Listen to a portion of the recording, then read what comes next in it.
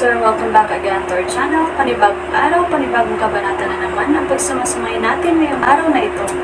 At kung bago ka sa ating channel, pag-click ang subscribe button and hit the notification bell para update kayo sa ating mga susunod na videos.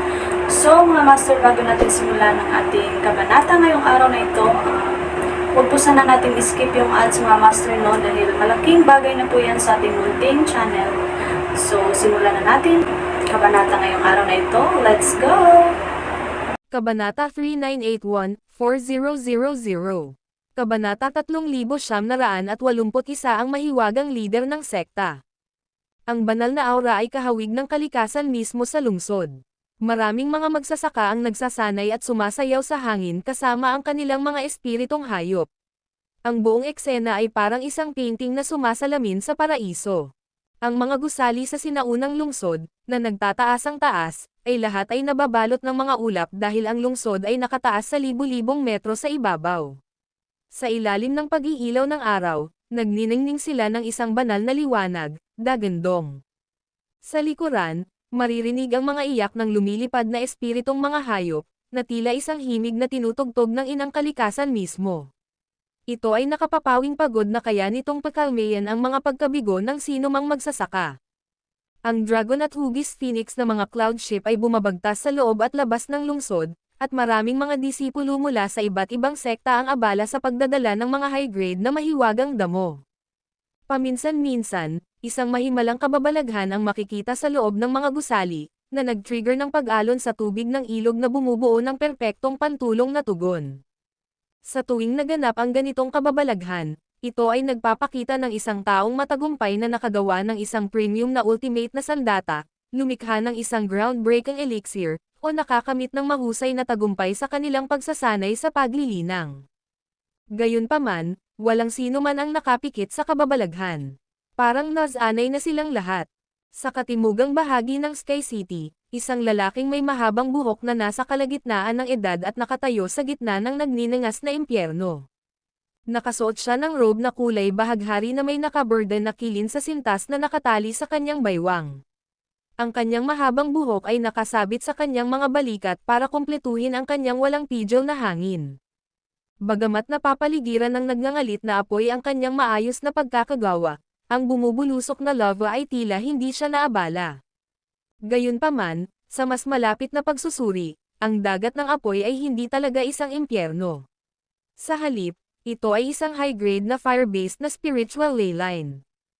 Tulad ng para sa bubble ng lava, sila ang enerhiya na kakanyahan na ginawa ng elemento ng apoy.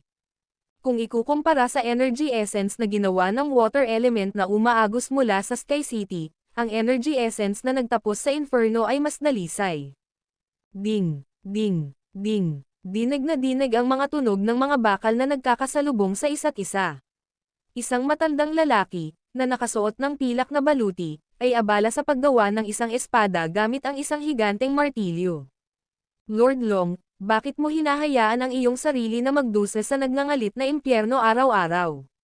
Kakailanganin ko ng kahit isang buwan pa para makomplito itong premium ultimate weapon. Umalangaw-ngaw ang lalamunan ng matanda. Pagkatapos ay magpakawala ng mahinang buntong hininga, ipinaliwanag ni Roy Long, Weapon Master, sigurado akong alam mo kung gaano kahalaga sa akin ang ultimate weapon na ito. Ang matandang lalaki ay isang panday na ang pamamaraan ng pagpapanday ay walang kapantay sa Sky City.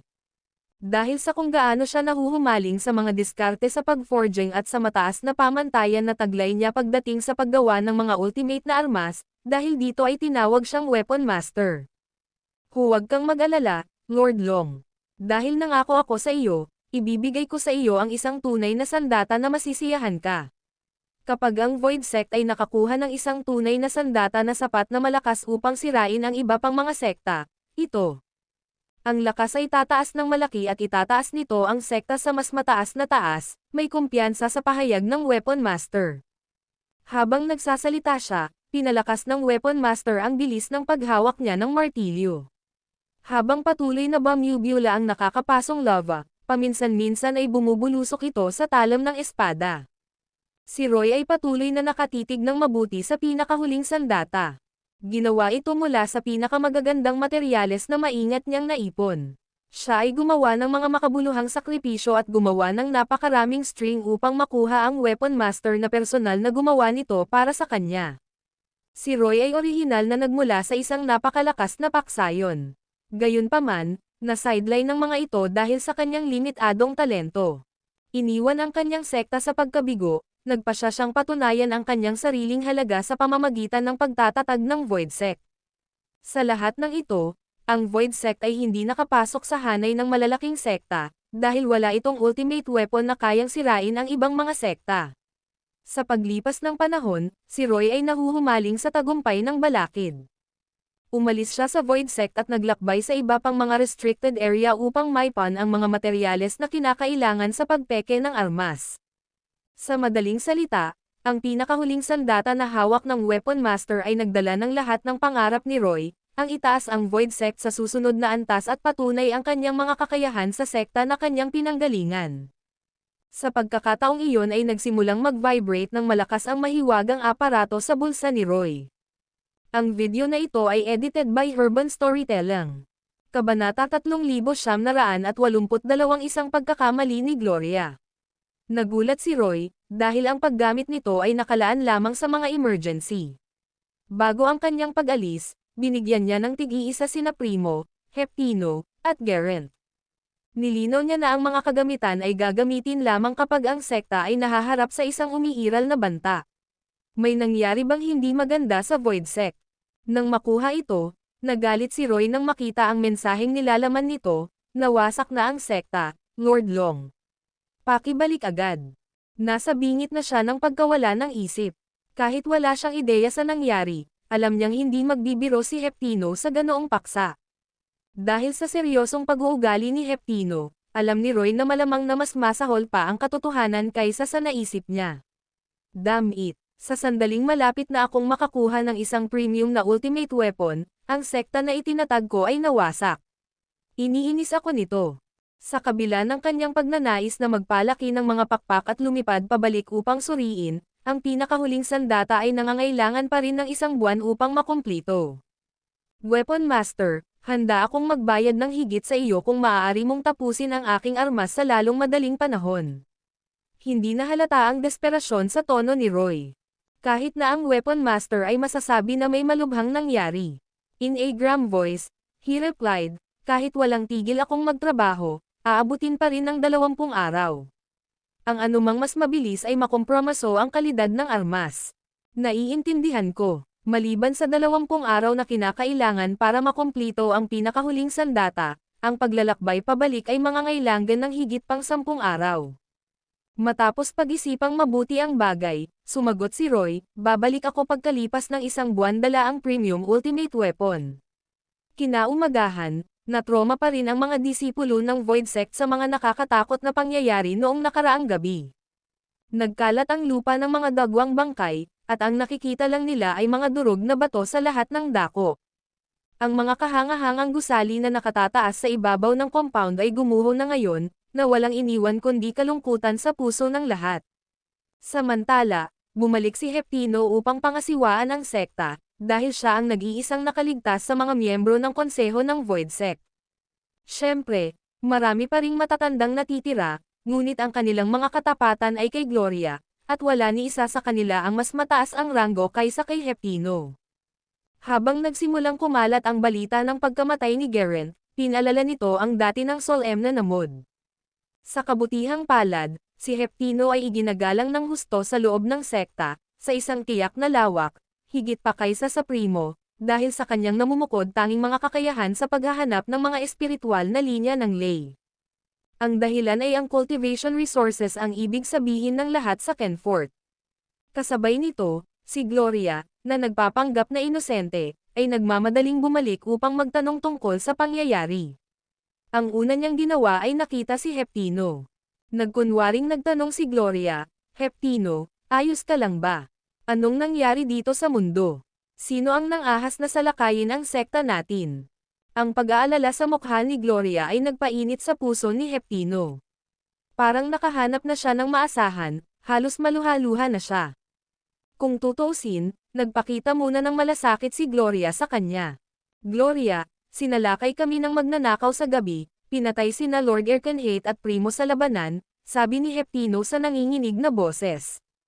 Nagsimulang mawala ng ulirat si Gloria, ngunit nahuli siya ni Heptino.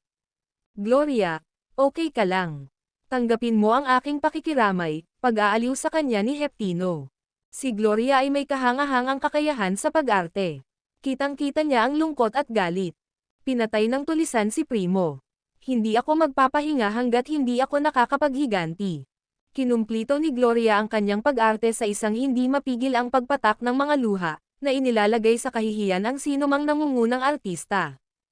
Heptino, ngayong nawala na sa amin ang higit sa kalahati ng mga elit ng sekta, imposibleng harapin ang tulisan na iyon. Mayroon ka bang anumang paraan upang makontak si Lord Long? Iyon ang tunay na inaalala ni Gloria. Napabuntong hininga, sumagot si Heptino, tumugon lang si Lord Long at sinabing babalik siya makalipas ang 1 buwan. Kasalukuyan siyang naghihintay para sa isang premium ultimate weapon na mapeke. Kahit na walang emosyon ang mukha ni Gloria, nabalot siya ng pagkabigo. Kung ang magnanakaw ay biglang umatake sa loob ng buwan, walang paraan na mapipigilan natin siya. Ang video na ito ay edited by Urban Storytelling. Kabanata 3983 Desfort. Si Levi ay nakaupo sa gitna ng conference hall ng Astralune Sect, kasama ang mga miyembro ng council ng sect, na lahat ay nasa mataas na espiritu. Ang nakapangingilabot na kapangyarihan na ipinakita ni Levi noon ay nagpagulat sa lahat ng naroon hanggang sa kanilang kaibuturan.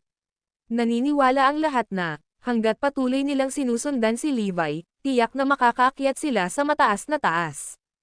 Ang paniniwala nilang iyon ay lalo pang napatibay ng, ilang araw na ang nakalipas, ang mga miyembro ng Bounty Hunter Organization ay nagdala ng maraming ultimate weapons at mahiwagang damo pabalik sa Astralune Sect. Isinagawa ang operasyon sa ilalim ng relo ni Chariot at Thunder Killin. Ang higit na ikinatuwa ng mga miyembro ng konseho ay ang 10 pinakamakapangyarihang ultimate weapons at iba pang ultimate weapon na napakabihirang kalidad. Sa pinakahuling sandata sa kanilang arsenal, ang Astralune Sect ay maaaring magpakawala ng 10 beses sa kanilang nakaraang lakas sa pakikipaglaban sa pinakakonserbatibong pagtatansya. Napakabuli ni Eclipse, Master. Paano mo sila pinaplano? Kung kailangan, handa akong lumaban sa frontlines. Si Larissa ang unang nagsalita. Mula nang malaman niyang pinili ni Eclipse si Gloria para maging bagong Empyrean, nagtanim na siya ng sama ng loob sa sekta. Ang kanyang kumpiyansa ay tumaas lalo na pagkatapos niyang makakuha ng isang tunay na sandata.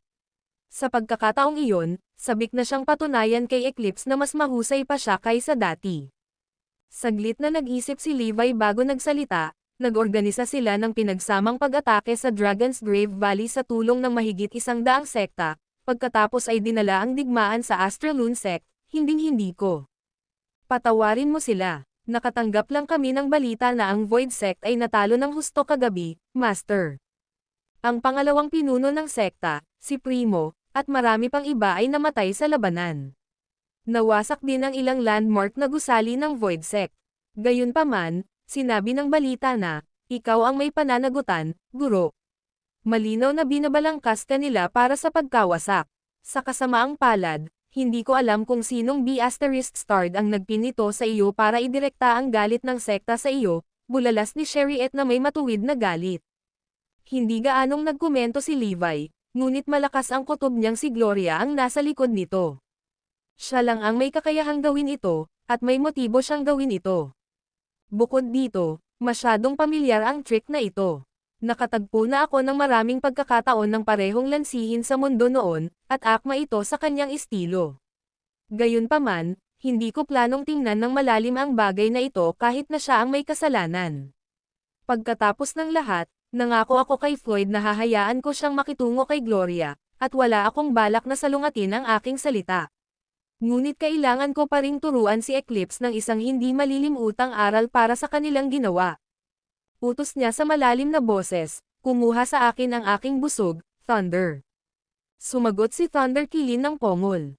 Ilang sandali pa, buong pagmamalaki nitong lumapit kay Levi na may malaking pana sa bibig. Ang pana na ito ay tinatawag na Desfort. Ngayon, gagamitin ito para turuan ng leksyon ang Eclipse. Parang malamig ang boses ni Levi. Ang busog ay isa sa 10 pinakamalakas na pinakahuling sandata na ginawa ni Levi. Ang pangalan nito, Desfort, ay sinadya upang sirain ang Kenfort. Itinoon ng mga miyembro ng Astraloon Sect ang kanilang nakakapasong tingin sa pambihirang busog, na may isang layer ng kuryente na tumatakip sa ibabaw nito, na bumubuo ng isang napakalakas na energy halo. Bagamat manipis ang bowstring, kahit na ang pinakamaliit na paghila ay sapat na upang makapaglabas ng sobrang nakakatakot na enerhiya. Naglabas si Levi ng 2 pana ng Desfort, na ginawa mula sa parehong materyal ng busog. Parehong sinisingil ng malakas na enerhiya ng kidlat. Ipapana ko ang isang arrow patungo sa punong tanggapan ng Eclipse at isa pa sa Eclipse Academy. Sana'y maalala nila ang kanilang mga lessons. Iginuhit niya ang busog, pinalawak ang enerhiyang pumipintig sa loob, at ginamit ang kanyang pandama upang matukoy ang pangkalahatang lokasyon ng 2 target na iyon. Habang ang parehong mga target ay libu-libong kilometro ang layo, ang pinakamataas na antas ng ultimate na sandata ay nagtataglay ng napakatinding lakas at espiritual na resonance, na umakma sa kanyang kakayahan sa pagdama. Nakahanap ng mga target, inilipat niya ang direksyon ng mga arrowhead at nagpaputok. Ang video na ito ay edited by Urban Storytelling. Kabanata 3984 na nawasak. Samantala, sa punong tanggapan ng Eclipse, mula nang malaman ng mga miyembro ang tungkol sa pagbabalik ng magnanakaw, ang mga miyembro ng konseho, kasama si Walden bilang kanilang pinuno, ay hinihahanda na ang kanilang depensa laban sa pag-atake ng magnanakaw.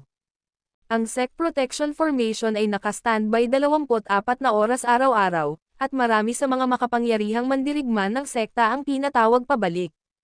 Ang sekta ay nag-set up din ng isang nakakagulat na dami ng normal na defensive formation sa buong punong tanggapan. Sa asensya, ang kabuuan ng Eclipse ay armado hanggang sa ngipin, handang harapin ang anumang hindi inaasahang sitwasyon. Noong araw na iyon, pinalalakas ng mga apprentice ng Eclipse ang depensa ng kanilang sekta gaya ng dati sa ilalim ng asol at walang ulap na kalangitan. Out of nowhere, ang Sect Protection Formation ay nanginginig ng husto. Nagbabala ito sa mga tao na may paparating na nakakatakot na pag-atake. Ito ay isang pag-atake ng kaaway. Lahat, maghanda para sa labanan. I activate ang lahat ng defense formations. Lahat ng mga alagad, ipasok ang iyong porma sayon upang ipagtanggol laban sa pag-atake ng kalaban. Lahat, huwag magpanik. Sa pagbabantay sa atin ng Sect Protection Formation, hindi ma-penetrate ng magnanakaw ang ating. Bago matapos ang taong iyon sa kanyang pangungusap, may narinig na kaluskos na nagmumula sa makapal na energy shield ng Sect Protection Formation. Ilang sandali pa, nabasag ang energy shield.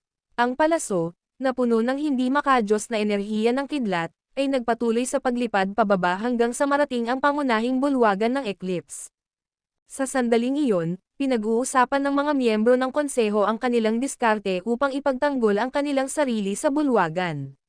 Nang maramdaman ang panganib na patungo sa kanilang direksyon, nag-react sila sa pamamagitan ng paggamit ng lahat ng kanilang mga diskarte upang protektahan kanilang sarili. Sa kasamaang palad para sa kanila, ang arrow ay napakalakas na ang bilis nito ay hindi nabawasan kahit na tumagos sa Sect Protection Formation. Patuloy itong lumipad patungo sa mga depensibong porma sayon ng mga miyembro ng konseho. Boom! Umalangaw sa bulwagan ang tunog ng pagkabasag ng kanilang mga defensive formations. Ang mga porma sayon na iyon ay hindi nagpabagal ng arrow kahit kaunti. Umalis, sigaw ni Walden at naunang tumakas sa building. Ang iba ay walang sapat na oras upang tumakas, kaya kailangan nilang pagsamahin ang kanilang mga pagsisikap upang manatiling buhay. Sa huli, minamaliit nila ang mapangwasak na kakayahan ng Desfort at nataman sila ng napakalaking kapangyarihan ng Heavenly Thunder. Halos 100 matatanda ang nasunog ng malutong sa lakas ng kidlat ng palaso. Pagkatapos, natangay sila ng bug zone ng hangin na dala ng nakakabaliw na dami ng enerhiya. Sila ay literal na naging abo. Maging si Walden, na nakatakas sa direktang epekto ng pag-atake, ay nasugatan pa rin ng shockwave. Sinubukan niyang kontrolin ang umaagos na dugo sa kanyang katawan, ngunit nabigo siya at iniluwa ang mga ito. Kalahati ng pangunahing bulwagan ay nawasak ng rumaragasang enerhiyang bagyo. Ang natitira na lang ay kaawa-awang mga labi ng gusali. Kasabay nito, Ang pangunahing bulwagan ng Eclipse Academy ay tinatamaan ng parehong pag-atake. Ang kanilang peak class fighters ay halos mapuksa. Gayunpaman, karamihan sa mga miyembro sa parehong organisasyon ay nakaligtas. Habang ang kanilang mga miyembro ng konseho ay patay o malubhang nasugatan, nanatili ang kanilang pundasyon, na maaaring ituring na isang himala. Pagkatapos ng insidente, napagtanto ni Walden ang isang bagay na hindi niya gustong aminin, ang lakas ng magnanakaw ay mas malaki kaysa sa kanyang inaakala. Kung hindi man lang siya interesadong pumunta rito at lipulin tayong lahat, nangangahulugan ito na ang mga pag-atake ay sinadya lamang ng mga babala. Nangangahulugan din ito na hindi na niya tayo muling aatake anumang oras sa lalong madaling panahon. Sa pag-iisip na iyon, bumalik si Gloria sa Void Sect. Sa puntong iyon, halos lahat ng miyembro ng Void Sect ay kanyang mga tao. Maging ang mga dating tapat sa sekta ay napilitang sumunod sa kanya. Mula sa araw na ito, ayoko nang marinig ang sino man sa inyo na mag-uulat ng relasyon namin ni Primo. Kung hindi, huwag mo akong sisihin sa pagiging malupit ko, banta ni Gloria. Ngayong ang Void Sect ay nasa ilalim na ng kanyang kompletong kontrol, gusto niyang pawiin ang anumang bakas ng relasyon nila ni Primo. Mula sa araw na ito, ako na ang walang asawang Empyrean ni Eclipse. Natural, walang sino man sa Void Sect ang nang-ahas na suwayan siya. Maging si Heptino ay lubos na sumusuporta sa kanyang ideya. Nang makatanggap ng kasiya siyang resulta, hindi na nag-alala si Gloria. Susunod, kailangan kong simulan ang pagpaplano kung paano kontrolin ang Eclipse. Ang video na ito ay edited by Urban Storytelling. Kabanata 3985 Pagsisiyasat ng The Cordy Right Association. Isang grupo ng mga tao na may mahabang damit na kabilang sa Cordy Right Association ay nagmamarcha patungo sa sangay ng Prime Association sa Light Spring. Ang mga taong iyon ay isang grupo ng mga elite na ipinadala ng Cordy Right Association, at binigyan sila ng responsibilidad na imbestigahan ang kaso ng pagpatay sa Dragon's Grave Valley. Habang ang tunay na pinuno ng lupain ay ang Prime Association, ang Cordy Right Association ay may sariling channel ng impormasyon. Di nagtagal, natagpuan ng pangkat ng pagsisiyasat ang isang kahinahinalang lead, na ang magnanakaw ay bumisita sa Light Spring bago tumungo sa Dragon's Grave Valley. Sa pagsunod sa mga pahiwatig, napansin ng koponan ang koneksyon sa pagitan ng magnanakaw at ng Prime Association. Hindi na nagulat si Sylvan sa pagbisita ng investigation team. Alam niyang may kakayahan ang Cordy Right Association. Noon, nang halos magsimula ng away si Levi sa Prime Association trading floor, maraming saksi sa paligid. Kahit gaano kalakas ang Prime Association, walang paraan na maitakpan nila ang bibig ng lahat tungkol sa insidente. Imposible lang. Pagbati, mga kaibigan mula sa Cordy Right Association. Mangyaring patawarin mo ako para sa aking kakulangan ng mabuting pakikitungo. Maaari ko bang itanong kung bakit nandito kayong lahat ngayon? Unang bati ni Sylvan. Anuman ang naramdaman niya sa mga bisita, kailangan niyang magpanggap na malugod. Ganyan talaga kung paano gumana ang lahat sa Kenfort. Ganito ba ang pakikitungo ng Prime Association sa kanilang mga bisita? May balak ka bang linawin dito, Mr. Weber? Tanong ng pinuno ng pangkat ng pagsisiyasat, hindi nasisiyahan. Habang ang Prime Association ang may kontrol sa lugar, ang elder ng Cordy Right Association, na dating isang maimpluwensyang tao, ay hindi nagplano na magpakita sa kanila ng anumang paggalang. Sa katunayan, ang buong koponan ay may isang mapagmataas na mukha. Napatingin silang lahat kay Sylvan at sa iba pa. Pilit na ngumiti si Sylvan at pinigilan ang inis. Pumasok kayo, mga kagalang-galang na panauhin. Mga lalaki, akayin sila sa mesa ng bisita at ihain sa kanila ang kape. Pagpasok sa guest hall, tapat na nagsalita ang elder ng investigation team. Mr. Weber, nandito kami ngayon para tanungin ka tungkol sa magnanakaw sa Dragon's Grave Valley. Sana sabihin mo sa amin ang lahat ng nalalaman mo tungkol sa kanya ng totoo. Nang makitang hindi nagpatalo ang matanda, pinutol din ni Sylvan ang paghabol. Marami akong alam na detalye tungkol sa lalaking hinahanap mo. Oh, sabihin mo sa amin, sino ang magnanakaw? Ang matanda sa isang itim na damit ay lubos na nasa sabik. Hindi niya inaasahan na ganoon kadaling ibunyag ito ni Sylvan. Imbes na sagutin ni Sylvan ang tanong, iniba ni Sylvan ang topic. Pinaplano kong buhayin siya. Handa ba ang Cordyrite Association na magpakita sa akin ng ilang paggalang? Biglang tumayo ang matanda at tumahol. Sino ka sa tingin mo, Sylvan? Mayroon kang ilang katapangan na humiling sa Cordyrite Association na ipakita sa iyo ang paggalang. Matatanggap mo ba kahit na tayo? At saka, pinatay ng baliw na iyon ang 17 sa pinakamahuhusay nating manlalaban. Ang utang na ito ay dapat bayaran sa dugo. Iminumungkahi ko sa iyo at sa iyong asosasyon na huwag makisangkot sa bagay na ito. Hindi mo kakayanin ang kahihinatnan. Mababa pa rin ang tingin niya kay Sylvan. Kasunod nito, nagsimulang tumunog ang mga miyembro ng pangkat ng investigasyon. Respeto. Sa tingin mo ba ay karapat-dapat ka? Napaka-ignorant mo at mayabang. Ibigay mo sa amin ang magnanakaw ngayon din. Kung iniinis mo ng sobra ang Cordyrite Association, sisirain namin ang samahan mo kasama ng magnanakaw. Dahil kadalasan ay hindi kami nagkukross ng landas sa isa't isa ay hindi nangangahulugan na ang Prime Association ay katumbas ng Cordyrite Association. Malayo pa ang mararating ng Prime Association. Ibigay mo ang magnanakaw. Kung hindi, itatapon natin ang sanga ng light spring na ito. Ang mga miyembro ng koponan ay lalong nabalisa habang sila ay nagsasalita. Kung tutuusin, muntik na silang magmura kay Sylvan. Binasag ni Sylvan ang kanyang tasa sa lupa, nabasag ito. Ang video na ito ay edited by Urban Storytelling. Kabanata 3986 na proteksyon. Thud, thud, thud. Malakas na ingay ang narinig mula sa kanilang paligid bago dumagsa ang maraming mandirigma mula sa Prime Association sa guest hall. Dahan-daang tumayo si Sylvan at malamig na dumura, paprotektahan ng Prime Association ang lalaking ito. How dare you act so insolent here? Gusto mo bang mamatay ng ganoon kadesperado? Sa sandaling sinabi niya iyon, ang mga mandirigma ng Prime Association ay naglabas ng layunin ng pagpatay. Pinandilatan ng matanda na nakasuot ng itim na damit si Sylvan. Iyan ba ang iyong personal na paninindigan o ang Prime Associations, Sylvan? Sinalubong ni Sylvan ang kanyang mga mata at sumagot, paprotektahan ng Prime Association ang lalaking ito. Iminumungkahi kong umalis ka sa aming lugar bago ako magbago ng isip. Kung hindi, huwag mo akong sisihin sa mga susunod na mangyayari. Magaling. Sana hindi mo pagsisihan ang naging desisyon mo ngayon. Aalis na ang matanda, ngunit pagdating niya sa pasukan, bigla siyang tumalikod. Inutusan kami ng punong tanggapan ng Cordyrite Association na patayin ang sino mang humahadlang sa amin.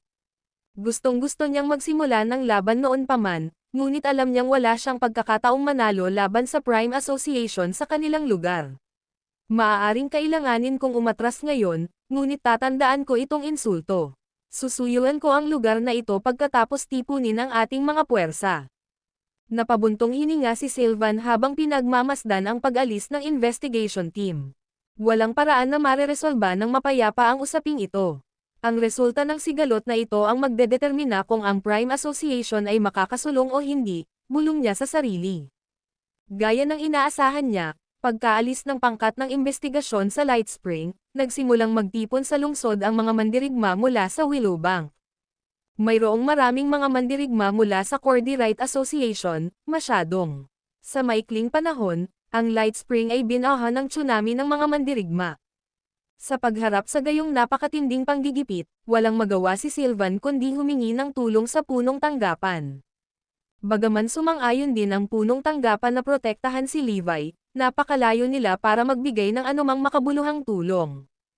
Ayon sa mga ulat ng mga especially iya, ang bilang ng mga mandirigma mula sa Cordyrite Association at ang kanilang mga kaakibat na sekta sa Willowbank na natipon sa Light Spring ay tumataas ng husto. Ang mga manlalaban sa sangay ng Prime Association Light Spring ay lubhang mahihirapan kung ang sitwasyon ay magpapatuloy sa trajectory na iyon. Sa katunayan, kung ang kanilang mga kaaway ay naglunsad ng kanilang pag-atake, maaari silang mapuksa. Nagsimulang magpanik si Sylvan nang maisip niya iyon. Samantala, nakatanggap si Gloria ng balita ng pakikidigma ng Cordyrite Association laban sa sinumang nauugnay sa tulisan. Agad itong nagpasaya sa kanya. Matapos ang Eclipse at Eclipse Academy ay atakehin ng mga arrow ni Desfort, siya ay talagang na-take off, ngunit wala siyang dapat ilabas sa kanyang galit. Ang pinuno ng Void Sect ay nangangailangan ng isa pang buwan bago siya makabalik sa kanyang posisyon, na nangangahulugan na ang sekta ay hindi makakapag-ipon ng isang epektibong puwersa laban sa magnanakaw sa maikling panahon. Ang paghahayag na iyon ay lalong nagpa-depress kay Gloria. Nagtataka ako kung gaano kalakas ang Cordyrite Association. Hindi siya kumpiyansa dahil masyadong nakakatakot ang lakas ng magnanakaw.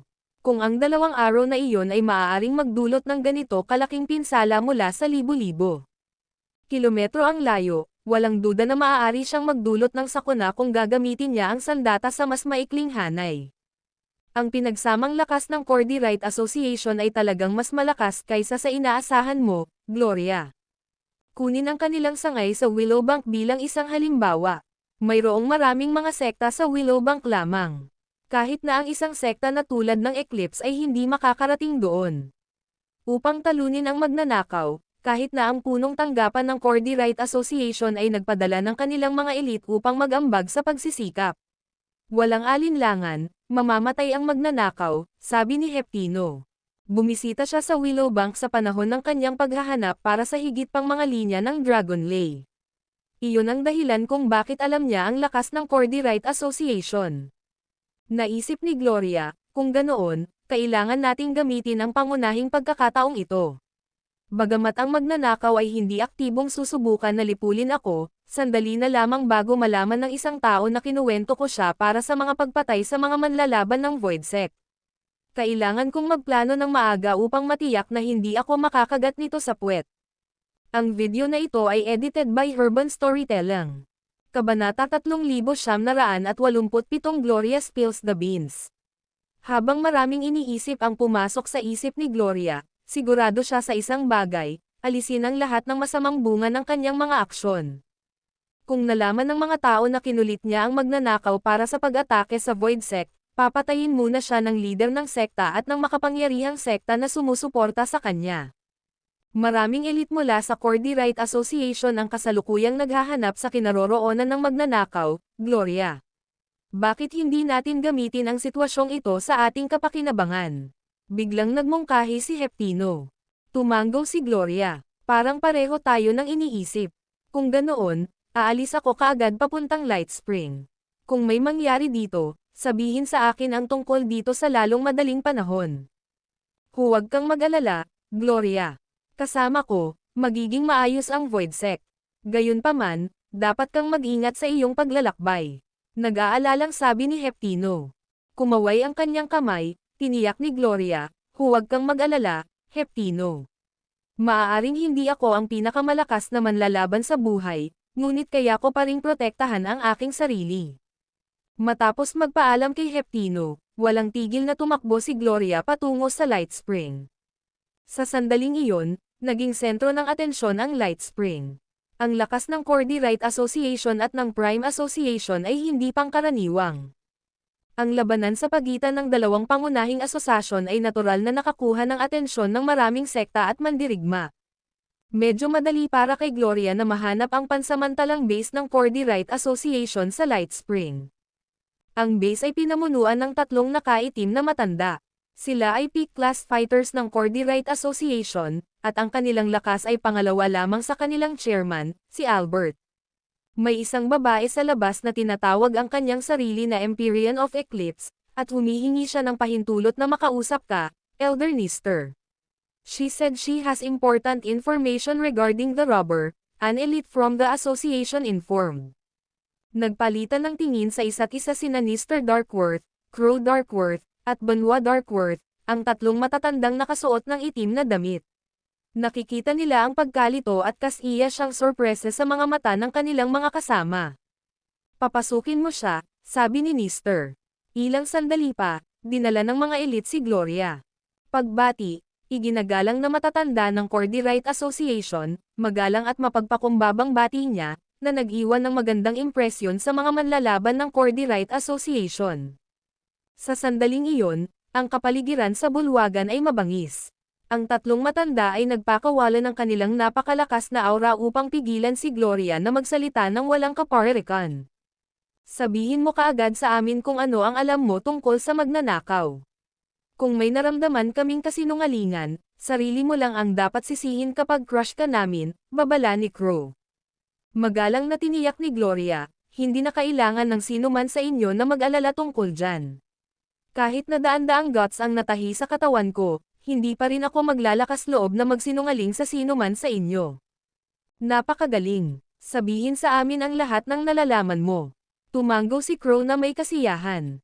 Ipinaalam ni Gloria sa kanila ang lahat ng kanyang nalalaman, lalo na ang tungkol sa mga premium na ultimate na armas na hawak ni Levi. Gaya ng inaasahan niya, pagkatapos marinig ng mga tao roon ang tungkol sa mga sandata na iyon, sumilay ang tingin sa kanilang mga mata ng kasakiman. Ang mga premium na ultimate na armas ay lubos na iginagalang ng mga sekta ng lahat ng lakas, lalo pa ang mga pinakahuling armas na malamang na nasa likod ng kakaibang phenomenon sa Dragon's Grave Valley. Sinasabi mo na ang magnanakaw ay kasalukuyang nasa Astralune. Tanong ni Banwa na may pagtatampo. Tumanggo si Gloria. Nakuha na ng magnanakaw ang Astralune, kaya ang buong sekta ay kasabwat niya na ngayon. Dahil napagpasyahan kong manipulahin ang iba para gawin ang aking maruming gawain, maaari ko ring gamitin ang pagkakataong ito para maalis ang Astralune. Sige, kung ganoon, dapat umalis ka muna. Kapag nakumpirma ko na ang balitang ito, gagantimpalaan kita ng napakaganda. Ikinaway ni Nister ang kanyang kamay. Umalis si Gloria sa bulwagan at naghintay ng tugon ng matatanda. Siyempre, wala siyang planong umalis sa base. Pagkatapos ng lahat, mas ligtas para sa kanya na manatili doon, na napapalibutan ng mga mandirigma mula sa Cordyrite Association, kaysa sa Eclipse. Ang kanyang pag-frame ng mga pagpatay ng Void Sect sa magnanakaw ay isang tikang time bomb pa rin. Kailangan niyang maging mas mapagbantay. Agad na nagpadala ang tatlong matatanda ng isang tao upang i-verify ang impormasyon. Hindi nagtagal, nakatanggap sila ng kumpirmasyon na nagsasabi nga ng totoo si Gloria. Kaagad, iniulat ni Nister ang sitwasyon sa sangay ng Cordyrite Association sa Willowbank. Ang video na ito ay edited by Urban Storytelling. Kabanata 3988 lumaban para sa isang dahilan. Nang makarating sa Willowbank ang balita, nagalit si Albert. Agad siyang nagpadala ng maraming mandirigma para patayin ang magnanakaw at alisin ang Astralune. Nagsimula ring kumilos ang maraming paksayon sa Willowbank, lalo na ang mga kaakibat na sekta ng Cordyrite Association. Nalaman din nila ang mga premium na ultimate na armas sa pag-aari ng magnanakaw, at maaari nilang makuha ang mga ito kung papatayin nila siya. Gayun din, kung magtagumpay sila, matatanggap nila ang mga gantimpala na iniaalok ng Cordyrite Association. Papatayin nila ang 2 ibon gamit ang isang bato. Isang hukbo ng daan-daang mga nangungunang mandirigma ang ipinadala, kasama si Blythe Lord, Sea of Stars Guild, at Arcadia bilang mga pinuno. Ang Arcadia ay nagkaroon ng maraming komplikadong mga diskarte pati na rin ang isang bungkos ng mga bagay na nauugnay sa paglilinang, tulad ng mga tools sa paglilinang at mga table tasks. Lahat ng may kinalaman sa paglilinang, nakuha nila. Si Blythe Lord ang pinuno ng pinakamalaking mersenaryong hukbo sa Willowbank. Kinokontrol nila ang lahat ng mersenaryong organisasyon sa lugar. Ang Sea of Stars Guild ay ang pinakamakapangyarihang sekta sa Willowbank. Pinamahalaan nila ang dagat ng mga bituin, na mayaman sa yamang mineral. Ang Tenebrous Sky Division mula sa Willowbank ay nagpadala ng 10,000 sa kanilang mga elite para sumali sa laban. Sila ang mga tagapag-alaga ng Willowbank, na responsable sa pagprotekta sa isla. Bagamat ang mga sundalo ng Tenebrous Sky Division ay hindi kasing lakas ng mga mandirigma mula sa mga nangungunang sekta, mas magaling silang sumabak sa mga labanan. Iyon ang nangyari lalo na dahil nagtataglay sila ng kakaibang mga taktika sa pagpatay at mga pormasayon ng pag-atake. Nakakatakot ang kanilang husay sa pakikipaglaban ng sabay-sabay na pinakilos ang marami sa kanilang mga sundalo. Kahit na ang mga nakakasakit na sekta ay hindi nang ahas na maliitin ang nagkakaisang pag-atake ng Tenebrous Sky Division. Iyon ay isang grupo lamang ng mga paksayon na patungo sa Astralune. Nariyan din ang Ink Flame Court, Holy Spirit Academy, Draco Tigress Order, Divine Blade Sect, Battle Tiger Tribe, at Titanus Order. Parehong makapangyarihan ang 6 na paksayon na iyon. Dahil dyan, ang nalalapit na labanan ay nakakuha ng higit na atensyon mula sa ibang paksayon. Maging ang Holy Spirit Academy, isang Deviant Clan faction, ay sumasali sa laban. Siguradong malaki ang impluwensya ng Cordyrite Association. Kung ang Battle Tiger Tribe, isang grupo ng mga tao na may half-spirit beast bloodline, ay sasali sa laban, kung gayon hindi kakaiba ang ibang mga sekta ay nakikilahok din. Naiintindihan ko ang sinasabi mo, ngunit bakit ang Titanes Order, isang lihis na sekta, ay sumasali rin sa labanang ito? Hindi ba sila natatakot na matarget ng Titanium Gate ng Draco Tigris Order? Dalawang magkaibang usapin iyon. Ang mga paksayon na ito ay nakikibahagi lamang sa kampanyang patayin ang magnanakaw para makuha ang malaking gantimpala na ibinibigay ng Cordyrite Association. Tama na. I bet hindi nila akalain na balang araw mag-aaway sila ng magkatabi.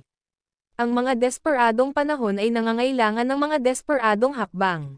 Ang magnanakaw na ito ay nagdudulot ng napakalaking kaguluhan, lalo na kung isasaalang-alang ang Titanium Gate ng Draco Tigris Order ay bihirang pumunta sa Open Siba. Lumalabas na ang Cordyrite Association ay mayroong physical cultivation technique o ultimate weapon na gusto nila.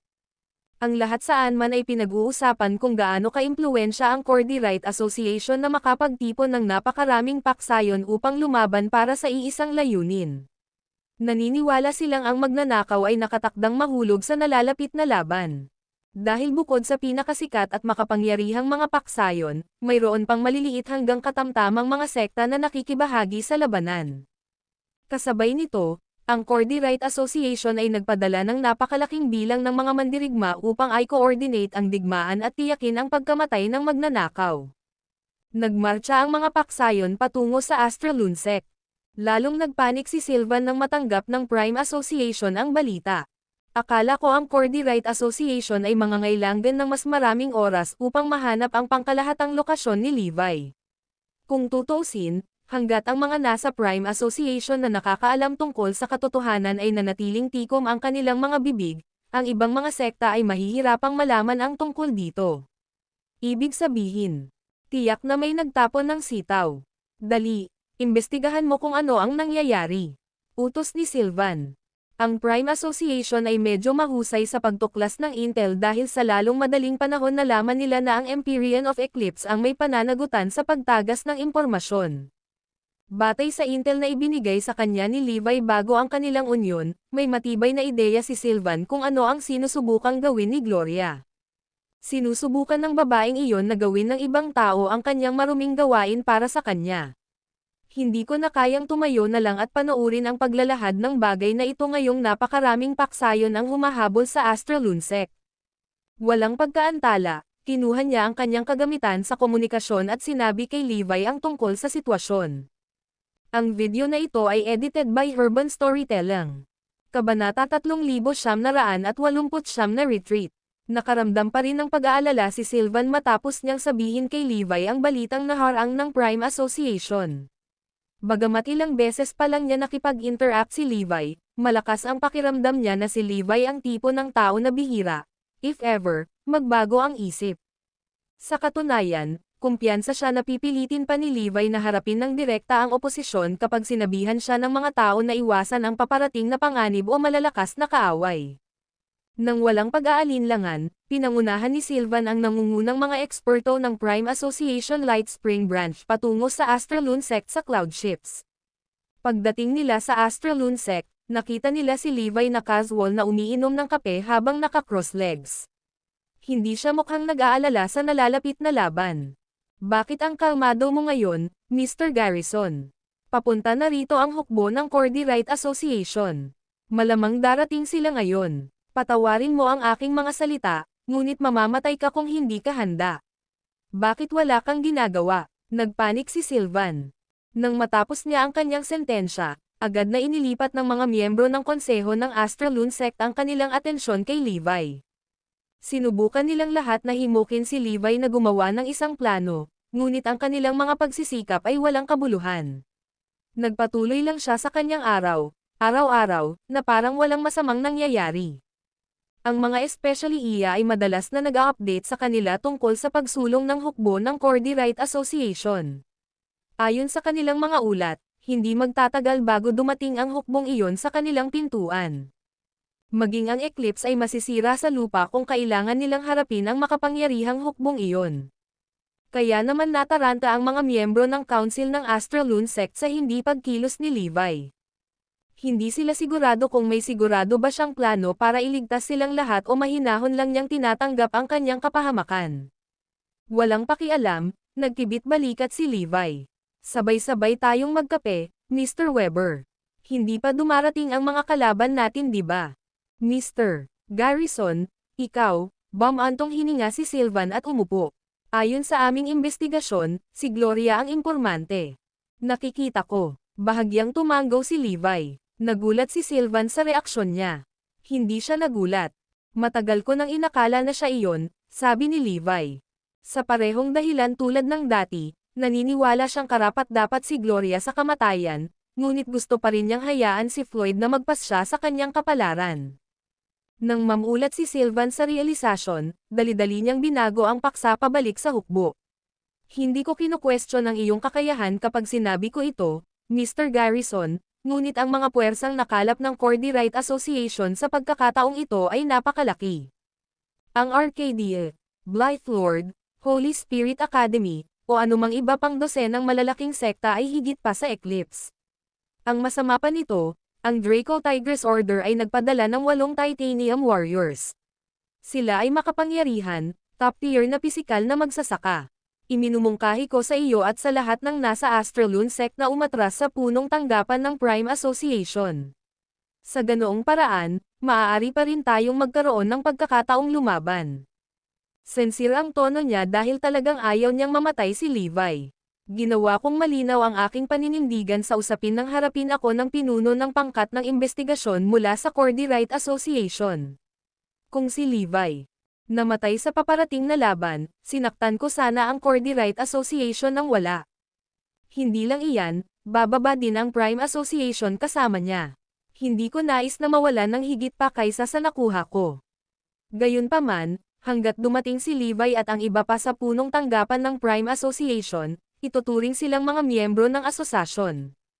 Ang Cordyrite Association ay hindi maglulunsad ng full frontal assault ng padalos-dalos kung si Levi at ang iba pa ay nasa teritoryo ng punong tanggapan ng Prime Association. Habang ang kasalukuyang pinagsama-samang lakas ng Cordyrite Association ay mas malaki kaysa sa Prime Association, at ang isang todo-laro na digmaan ay sa huli ay magwawasak sa Prime Association, sila ay magdaranas ng napakalaking pagkalugi, masyadong. Kapag nangyari iyon, sasamantalahin ng ibang mga asosasyon sa parehong antas ng Cordyrite Association ang sitwasyon upang ubusin o isama pa ang mga ito. Iyon ay isang senaryo na naniniwala ako na ang Cordyrite Association ay talagang gustong iwasan. Gayunpaman, kung magpapatuloy si Levi dito, kamatayan lamang ang naghihintay sa kanya. Ang video na ito ay edited by Urban Storytelling. Kabanata 3,970 Blythe Lord Attacks. Masyado kang nag-aalala, Mr. Weber. Walang magagawa ang Cordyrite Association kahit na patuloy akong manatili rito. Ngumisi si Levi. Hindi ako aalis ng ganito kadali sa Astralune Sect. Ito ang aking pinakamahusay na pagkakataon upang lituhin ang iba't ibang paksayon sa Kenfort pagkatapos ng lahat.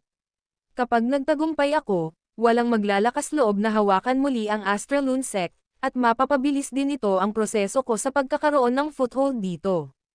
Bukod dito, ito ay isang pambihirang pagkakataon upang subukan ang maraming pinakahuling sandata na aking napik. Hindi ako matatakot sa maliliit na fries na ito. Wala silang pinagkaiba sa basura. Well, biglang natarante si Sylvan. Wala akong ideya kung paano siya kumbansihin. Sa totoo lang, masyado yata siyang mayabang. Umiling din ang ibang miyembro ng Council ng Prime Association, dahil pareho sila ng opinyon ni Sylvan. Maaaring malakas si Levi, ngunit walang paraan na manalo siya laban sa nagkakaisang puwersa na binuo ng Cordyrite Association. Hindi talaga susuko si Levi hanggang sa huli ang lahat, ha? Kapag dumating ang hukbo ng Cordyrite Association, pagsisisihan niya ang kanyang desisyon. Sobra ang pagpapahalaga ni Levi sa sarili. Ang pangkat ng mga manlalaban na pumasok sa Dragon's Grave Valley noon ay 100 lamang ng kabuuang puwersang nagmamarcha patungo sa amin ngayon. Imposible para sa isang solong tao na harapin ang napakaraming kalaban. Magbabayad siya ng mabigat na halaga para sa kanyang kaiabangan. Ang mga miyembro ng konseho ng Prime Association ay talagang gustong sabihin ang mga bagay na iyon ng malakas, ngunit wala silang lakas ng loob na gawin iyon. Karamihan ay natatakot pa rin sila, at kailangan nilang manatili doon kasama si Levi dahil sa paninindigan ng Prime Association. Paanong hindi sila matatakot kung kailangan nilang harapin ang isang hukbo na daan-daang beses na mas malaki kaysa sa kanila? Bawat isa sa mga manlalaban ay nakakatakot na makapangyarihan. Imposibleng makamit nila ang tagumpay sa kanilang kasalukuyang estado. Sinubukan ni Silva na hikayatin muli si Levi, ngunit ang huli ay naniniwala pa rin na hindi na kailangan ng sinuman sa kanila na makatakas sa Prime Association. Dahil pinilit mong manatili dito, Ginoong Garrison, kami, ang punong asosasyon, ay mananatili dito kasama mo hanggang sa wakas. Hihilingin ko sa punong tanggapan na magpadala sa amin ng mga reinforcement ngayon din. Inilabas niya ang kanyang communication device at nakipag-ugnayan sa punong tanggapan ng Prime Association. Matapos matanggap ang kanyang kahilingan para sa tulong upang matiyak ang kaligtasan ni Levi, ang mga miyembro ng konseho sa punong tanggapan ay nagpasya ng walang pag-aalinlangan. Agad silang nagpadala ng 800 elite sa cloud ship sa Astralunsec. Binigyan pa nga sila ng chairman ng punong tanggapan ng isang ganap na utos na ibalik si Levi sa pamamagitan ng puwersa kung kinakailangan. Siyempre, bahagi lang iyon ng reinforcement na ipinadala ng punong tanggapan. Gumamit din sila ng mga mahiwagang damo at mga banal na tool bilang bargaining chips para mag-recruit ng mga manlalaban para protektahan si Levi. Ginamit din nila ang mga kontak na naipon nila sa mga nakaraang taon sa paparating na larangan ng digmaan. Katulad nito, ginugol ni Sylvan ang lahat ng anyo ng mga mapagkukunan na natipon niya sa mga nakaraang taon upang makakuha ng higit pang mga kaalyado. Masasabing todo-todo ang Prime Association para lang maprotektahan si Levi. Ang sangay ng Lightspring at mga kaakibat na sekta ay nagpaplano din na labanan ang hukbo ng asosasyon ng Cordyrite hanggang sa kamatayan sa labas ng Astralunsec. Samantala, ang Cordyrite Association United Forces ay halos nakarating na sa kanilang destinasyon. Nandoon silang lahat upang patayin si Levi para makuha ang gantimpala ng kanyang kagandahang loob. Si Blythelord ang unang nakarating sa perimeter ng Astralunsec headquarters. Bilang pinuno ng pinakamalaking mersenaryong hukbo sa Willowbank, si Blythelord ay maraming may kakayahan na tao at maraming makapangyarihang espiritong hayop sa ilalim ng kanyang utos. Iyon ay dahil mayroon siyang kakaibang kakayahan upang paamuin ang mga espiritong hayop at gawing tapat na mga kampan. Ang kanyang kahangahangang hukbo ng malalaking espiritong hayop ay tila sabik na punatin ang kanilang mga kaaway. Pinamunuan ni Blythelord ang kanyang hukbo habang sumisigaw siya, "Lumabas ka at mamatay, ikaw na tulisan. Ngayon, gagawin kitang abo." Ang video na ito ay edited by Urban Storytelling. Kabanata 3971 Spirit Beast Army. Si Blythelord ay nakasuot ng damit na balat ng hayop habang nakatayo siya sa likod ng isang dambuhalang parang tigre na espiritong hayop, na nakaposisyon sa harapan ng kanyang hukbo. Ang espiritong hayop ay kasing laki ng isang ganap na matured na elepante. Nakakatakot ang malaking ulo ng tigre nito, lalo na't may kakaibang sungay sa noo. "Makinig ka sa akin, magnanakaw ka. Kung ibibigay mo ang iyong pinakahuling sandata, ililigtas kita." Pinatunog ng Blythelord ang kanyang boses na kasing lakas ng kulog. Ang mga espiritong hayop ay umuungal ng sabay-sabay na tila sila ay nagpapasaya sa kanya. Mula nang malaman niya ang mga premium na ultimate na sandata sa pag-aari ng magnanakaw, naglakbay siya sa Astralunsec kasama ang kanyang Spirit Beast Army nang walang tigil kahit isang beses. Nanumpa siya sa kanyang sarili na kukunin niya ang mga armas na iyon para itaas ang kanyang reputasyon sa Willowbank at manginig sa kanyang harapan ang mga kalapit na teritoryo. Sumusunod sa likod ng kanyang espiritong hukbo ng hayop ay mga mabangis na mukhang magsasaka. Iba-iba ang pananamit ng bawat isa sa kanila at naglabas ng nakakatakot na aura. Bibigyan ng 15 minuto para sa susunod mong galaw. Kung hindi ka pa sumusuko noon, sisirain ko ang Astralunsec sa lupa. Muling sumigaw si Blythelord, na sinabayan pa ng mga alulong ng kanyang mga espiritong hayop at hiyawan ng iba pa niyang nasasakupan. Dumating sina Levi, Sylvan, at iba pa sa dingding ng punong tanggapan ng Astralunsec. Bukod kay Levi, lahat ng iba ay nakangisi o kumikinang. Nasa pintuan na nila si Blythe-Lord, ngunit hindi pa rin dumarating ang mga reinforcement ng Prime Association. Ayon sa mga alingaw-ngaw, ang antas ng paglilinang ng Blythe-Lord ay halos umabot na sa pagiging perpekto. Mayroon din siyang hukbo ng mga malalakas na espiritong hayop. Mahirap sukatin ang kanilang lakas. Nakuha din niya ang isang grupo ng mga masasamang loob, mabisyo na mga kriminal. Karamihan sa kanila ay mga demonyong uhaw sa dugo na gumawa ng limpak-limpak na masasamang gawain sa Kenfort. Tingnan mo ang mga nilalang na iyon. Sa tingin ko higit sa kalahati sa kanila ay mga high-level spirit beast. Ang mga halimaw lamang na iyon ay malamang na kasing lakas ng mga pangunahing puwersa ng labanan ng isang malaking sekta. Personal na pinamumunuan ni Blythe-Lord ang kanyang hukbo, at nakasakay siya sa maalamat na one-horned draconic tiger beast. Narinig kong bahagi ito ng isang sinaunang spirit beast bloodline at kasing lakas ito ng isang peak-class fighter. Pinag-uusapan ng karamihan ang kanilang kaaway sa isa't isa. Sa pakikinig sa mga salitang iyon, marami sa kanila ang nagpahayag ng malagim na ekspresyon. Hindi nila maiwasang makaramdam ng takot habang pinagmamasdan nila ang mga espiritong hayop na kumakatok sa kanilang mga paa at mukhang uhaw sa dugo. Ang mga mukha ng mga demonyong iba ang pananamit ay lumibot at tinitigan nila ang mga miyembro ng Astralune sect ng mapanukso. Lalong namumutla si Quirina na siyang pinuno ng mga babaeng miyembro. Narinig na nila ang kalupitan na kayang gawin ng mga nasasakupan ni Blythe-Lord noon. Ang kanilang mga lalaking kaaway ay papatayin, at ang mga babae ay hahatulan ng mas masahol pa sa kamatayan. Sa malungkot na tono, sinabi ni Sylvan, ang lakas ng Blythe-Lord ay hindi maarak, Mr. Garrison. At ang mga espiritong hayop na iyon ay napakahirap pakitunguhan. Gagamitin natin ang Astralune sect defensive formations para ipagtanggol muna sila. Isang tahimik na ngiti ang isinagot ni Levi habang nakaharap sa mga espiritong hayop. May bahid ng saya sa kanyang nakaka-relax na mukha. Lumabas ka at tanggapin ang iyong kamatayan, ikaw na tulisan. Lahat mula sa Astralune sect, makinig. Sumuko na ngayon, at baka maligtas ka namin. Gayunpaman, kung tatanggi ka, papatayin namin ang lahat ng lalaki at gagawin naming mga alipin ang lahat ng babae. Mayabang na sigaw ng nasasakupan ni Blythe-Lord. Isang panunuya ang lumitaw sa mukha ni Blythe-Lord nang hindi siya nakatanggap ng anumang tugon mula sa Astralune sect pagkatapos ng mahabang panahon na naghihintay. Hinugot niya ang bone flute sa kanyang baywang at sinimulan itong patugtugin. Habang tumutugtog siya ng malambing na himig, ang mga dating mahinahong espiritong hayop ay agad na naging agresibo.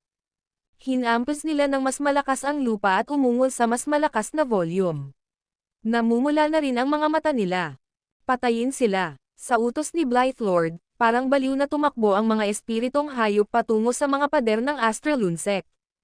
Ang video na ito ay edited by Urban Storytelling. Kabanata 3972 Thunder Killin is Invincible. Ang isang may sungay na draconic tiger beast ng Blythe-Lord ay walang pagbubukod habang ito ay sumugod patungo sa mga dingding. Sa sandaling nagsimulang tumakbo ang hayop, tumalon si Blythe-Lord at dumaong sa cloud ship na lumulutang sa hangin. Mahigit sa 100 espiritong hayop na galit na sumugod, nagbabala ng mga ilaw sa kanilang mga mata. Tila sabik silang punatin ang kanilang mga kaaway.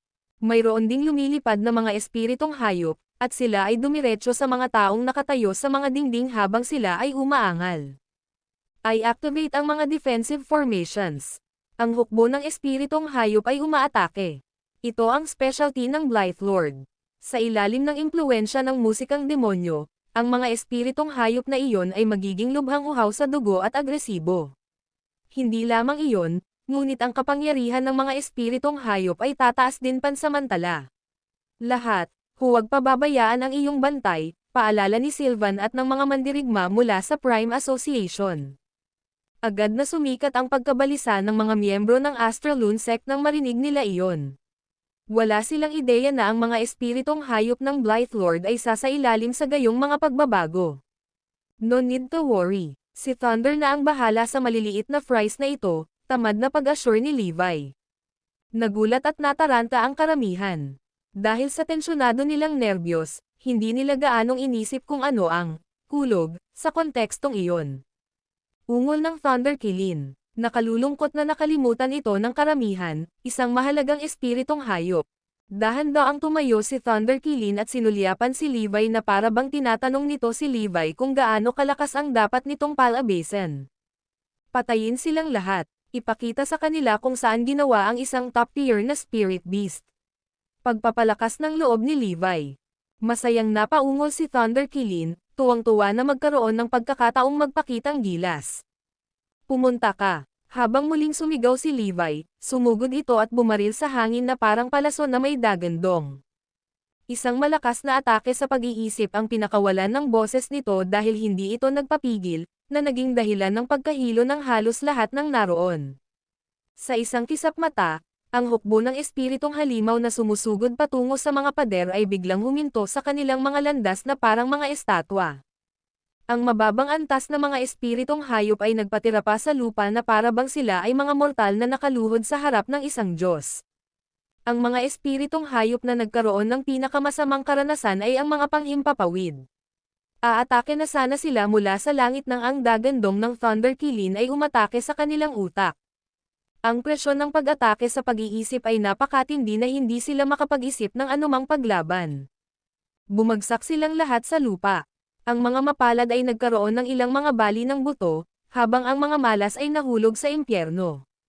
Ang Thunder Kilin ay nagpakawala ng isa pang dagandong, pinalamig ang mga galaw ng mga espiritong hayop na kababalik lang sa kanilang katinuan.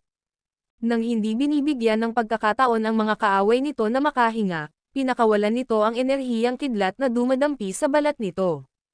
Ang makulay at marahas na kidlat ay damapo sa hindi gumagalaw na mga espiritong hayop. Mahigit sa 30 espiritong hayop ang nasunog sa isang malutong na enerhiya ng kidlat. Pagkatapos, ang kanilang mga labi ay natangay ng malalakas na energy shockwaves. Isang king-class spirit beast ba iyon? Bakit meron ang magnanakaw na iyon? Ito ay imposible. Ang isang king-class spirit beast ay halos kasing lakas ng 10 peak-class na manlalaban, ngunit ito ay alagang hayop ng magnanakaw. Napasinghap ang mga nasasakupan ni Blythe-Lord sa gulat. Maging si Blythe-Lord mismo ay nabigla. Akala niya ay kahanga-hanga siya dahil kaya niyang paamuhin ang maraming high-level spirit beast gamit ang kanyang beast-taming technique. Gayunpaman, ang kanyang nagawa ay namutla kung ihahambing sa mga kakayahan ng magnanakaw. Ang video na ito ay edited by Urban Storytelling. Kabanata 3973 Cardinal Spear. Habang gulat na gulat pa rin si Blythe-Lord at ang kanyang mga tauhan, nagsimulang isagawa ng Thunder Kilin ang massacre nito. Mabangis na umungol ang espiritong hayop habang siya ay tumalon-talon, alinman sa pagdura ng apoy mula sa bibig nito, pagpapaputok ng mga kidlat mula sa likod nito, o pagpapaputok ng mga granazo mula sa mga kuko nito. Ang hukbo ng mga espiritong hayop ng Blythe-Lord ay maaaring ginawang sunog ng mga bangkay, sinunog hanggang abo, o nagyelo bilang mga estatwa ng yelo. Imposibleng ipagtanggol ng hukbo ng mga espiritong hayop ang kanilang sarili laban sa mga pag-atake ng Thunder Kilin, lalo pa ang pagganti. Ang lahat ng kulay ay ganap na naubos sa mukha ni Blythe-Lord. Nakanganga sa gulat ang mga nasasakupan niya na kanina lang mayabang. Habang si Blythe-Lord at ang kanyang mga tauhan ay nagpapanik at nahuhulog sa lalim ng kawalan ng pag-asa, ang mga mandirigma mula sa Astraloon Sect at ang Prime Association ay nabalisa sa pananabik. Laking gulat nila, dahil hindi nila akalain na ang Thunder Kilin ay nagtataglay ng gayong kakilakilabot na lakas sa pakikipaglaban. Pagkatapos ng lahat, ito ay karaniwang isang mapagmataas at mapagpanggap na nilalang. Laban sa Thunder Kilin, ang daang makapangyarihang mga hayop ay ganap na walang kapangyarihan at parang mga tupang naghihintay na katayin. Ang higit na ikinagulat ng lahat ay ang triple attack ng Thunder Kilin. Kung hindi ako nagkakamali, ang mga kidlat na pinakawalan ng Thunder Kilin ay may 9 na magkakaibang kulay. Gayun din, ang mga apoy na lumabas sa bibig nito ay maihahambing sa enerhiya na pinakawalan ng linya ng espiritual na batay sa apoy. Napakalakas nito kaya ang ilan sa mga halimaw na iyon ay agad na nagsingaw. At ang mga yelong iyon, napakalayo nito, ngunit ang malamig na enerhiya nito ay nagparamdam sa akin na para akong nahulog sa isang kuweba ng yelo. Hindi katakataka na ang mga espiritong hayop na iyon ay naging mga estatwa ng yelo sa loob lamang ng ilang segundo. Dahil sa napakalaking kapangyarihan ng Thunder Kilin, Natatakot ako na kahit ang pinagsamang pagsisikap ng mga nangungunang mandirigma mula sa malalaking sekta ay hindi sapat para talunin ito. Mr. Iba talaga si Garrison. Hindi ka panipaniwala na kaya niyang panatilihin itong King-class spirit beast sa ilalim ng kanyang pakpak. May isip lamang ng isa kung anong pagpapahirap ang ginawa ni Levi kay Thunder Killin para maging kasing amuhin ito ng isang kuting sa harap ng lalaki. Ay hindi. Mukhang personal na lalabanan ni Blythe Lord ang Thunder Killin, biglang bulalas ni Sylvan. Napatingin ang lahat sa direksyon kung saan itinuturo ni Sylvan. Habang may hawak na espada, tumalon si Blythe Lord mula sa cloud ship at lumulutang sa hangin. Nakatingin siya kay Thunder Killin na may nakakatakot na ekspresyon habang naglalabas ng intensyong pumatay. Dahil napansin ito kanina, kinuha ni Levi ang isang sibat mula sa pagpili ng iba't ibang premium na ultimate na armas. Ang mga tao ay lumingon upang tumingin at nakita na ang sibat ay may pilak na baras na may mga electric arc na sumasayaw sa paligid ng matulis na ulo nito at lumilikha ng apoy na unti-unting sumisikat. Kahit na si Levi ay hindi pa nagpapakawala ng anumang pag-atake, ang sibat ay naglabas ng banal na enerhiya na nakakaakit sa sinumang nakasaksi nito. Tulad ng inaasahan sa isang premium ultimate weapon. Nagtataka ako kung gaano kalakas ang sibat na ito. Sigurado akong hindi ito hihigit sa Dragon's Grave o Thunder Slaughterer. Maririnig ang mga bulalas mula sa mga miyembro ng Astral Lunsec. Ang ilan sa kanila ay dati nang nakasaksi sa husay ng Thunder Slaughterer, kung saan hindi mabilang na mga nangungunang manlalaban ng Eclipse ang napatay kaagad ng sandata. Lahat mula sa Prime Association ay natulala sa sibat. Bagamat nakita na nila ang kanilang patas na bahagi ng mga armas, hindi sila nakatagpo ng anumang premium na ultimate na armas na ganoon kahanga-hanga.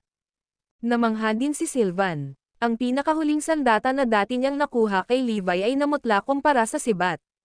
Mukhang ang pamamaraan ni Levi sa pag-forging ay mas mahusay kaysa sa naisip ko, emosyonal na ungol ng lalaki. Lalong lumakas ang kanyang determinasyon na protektahan si Levi. Ito ang Cardinal Spear. Ipinangalan ito sa The Cardinal Hall. Matapos ipasok ang sandata, itinutok ni Levi kay Blythe Lord bago ibinato. Swoosh! Isang nakakatalam na tunog ang narinig habang ang sibat ay tumagos sa hangin. Ang mga kidlat ng kidlat ay nabuo mula sa mga electric arc na nakapalibot sa baras ng sibat.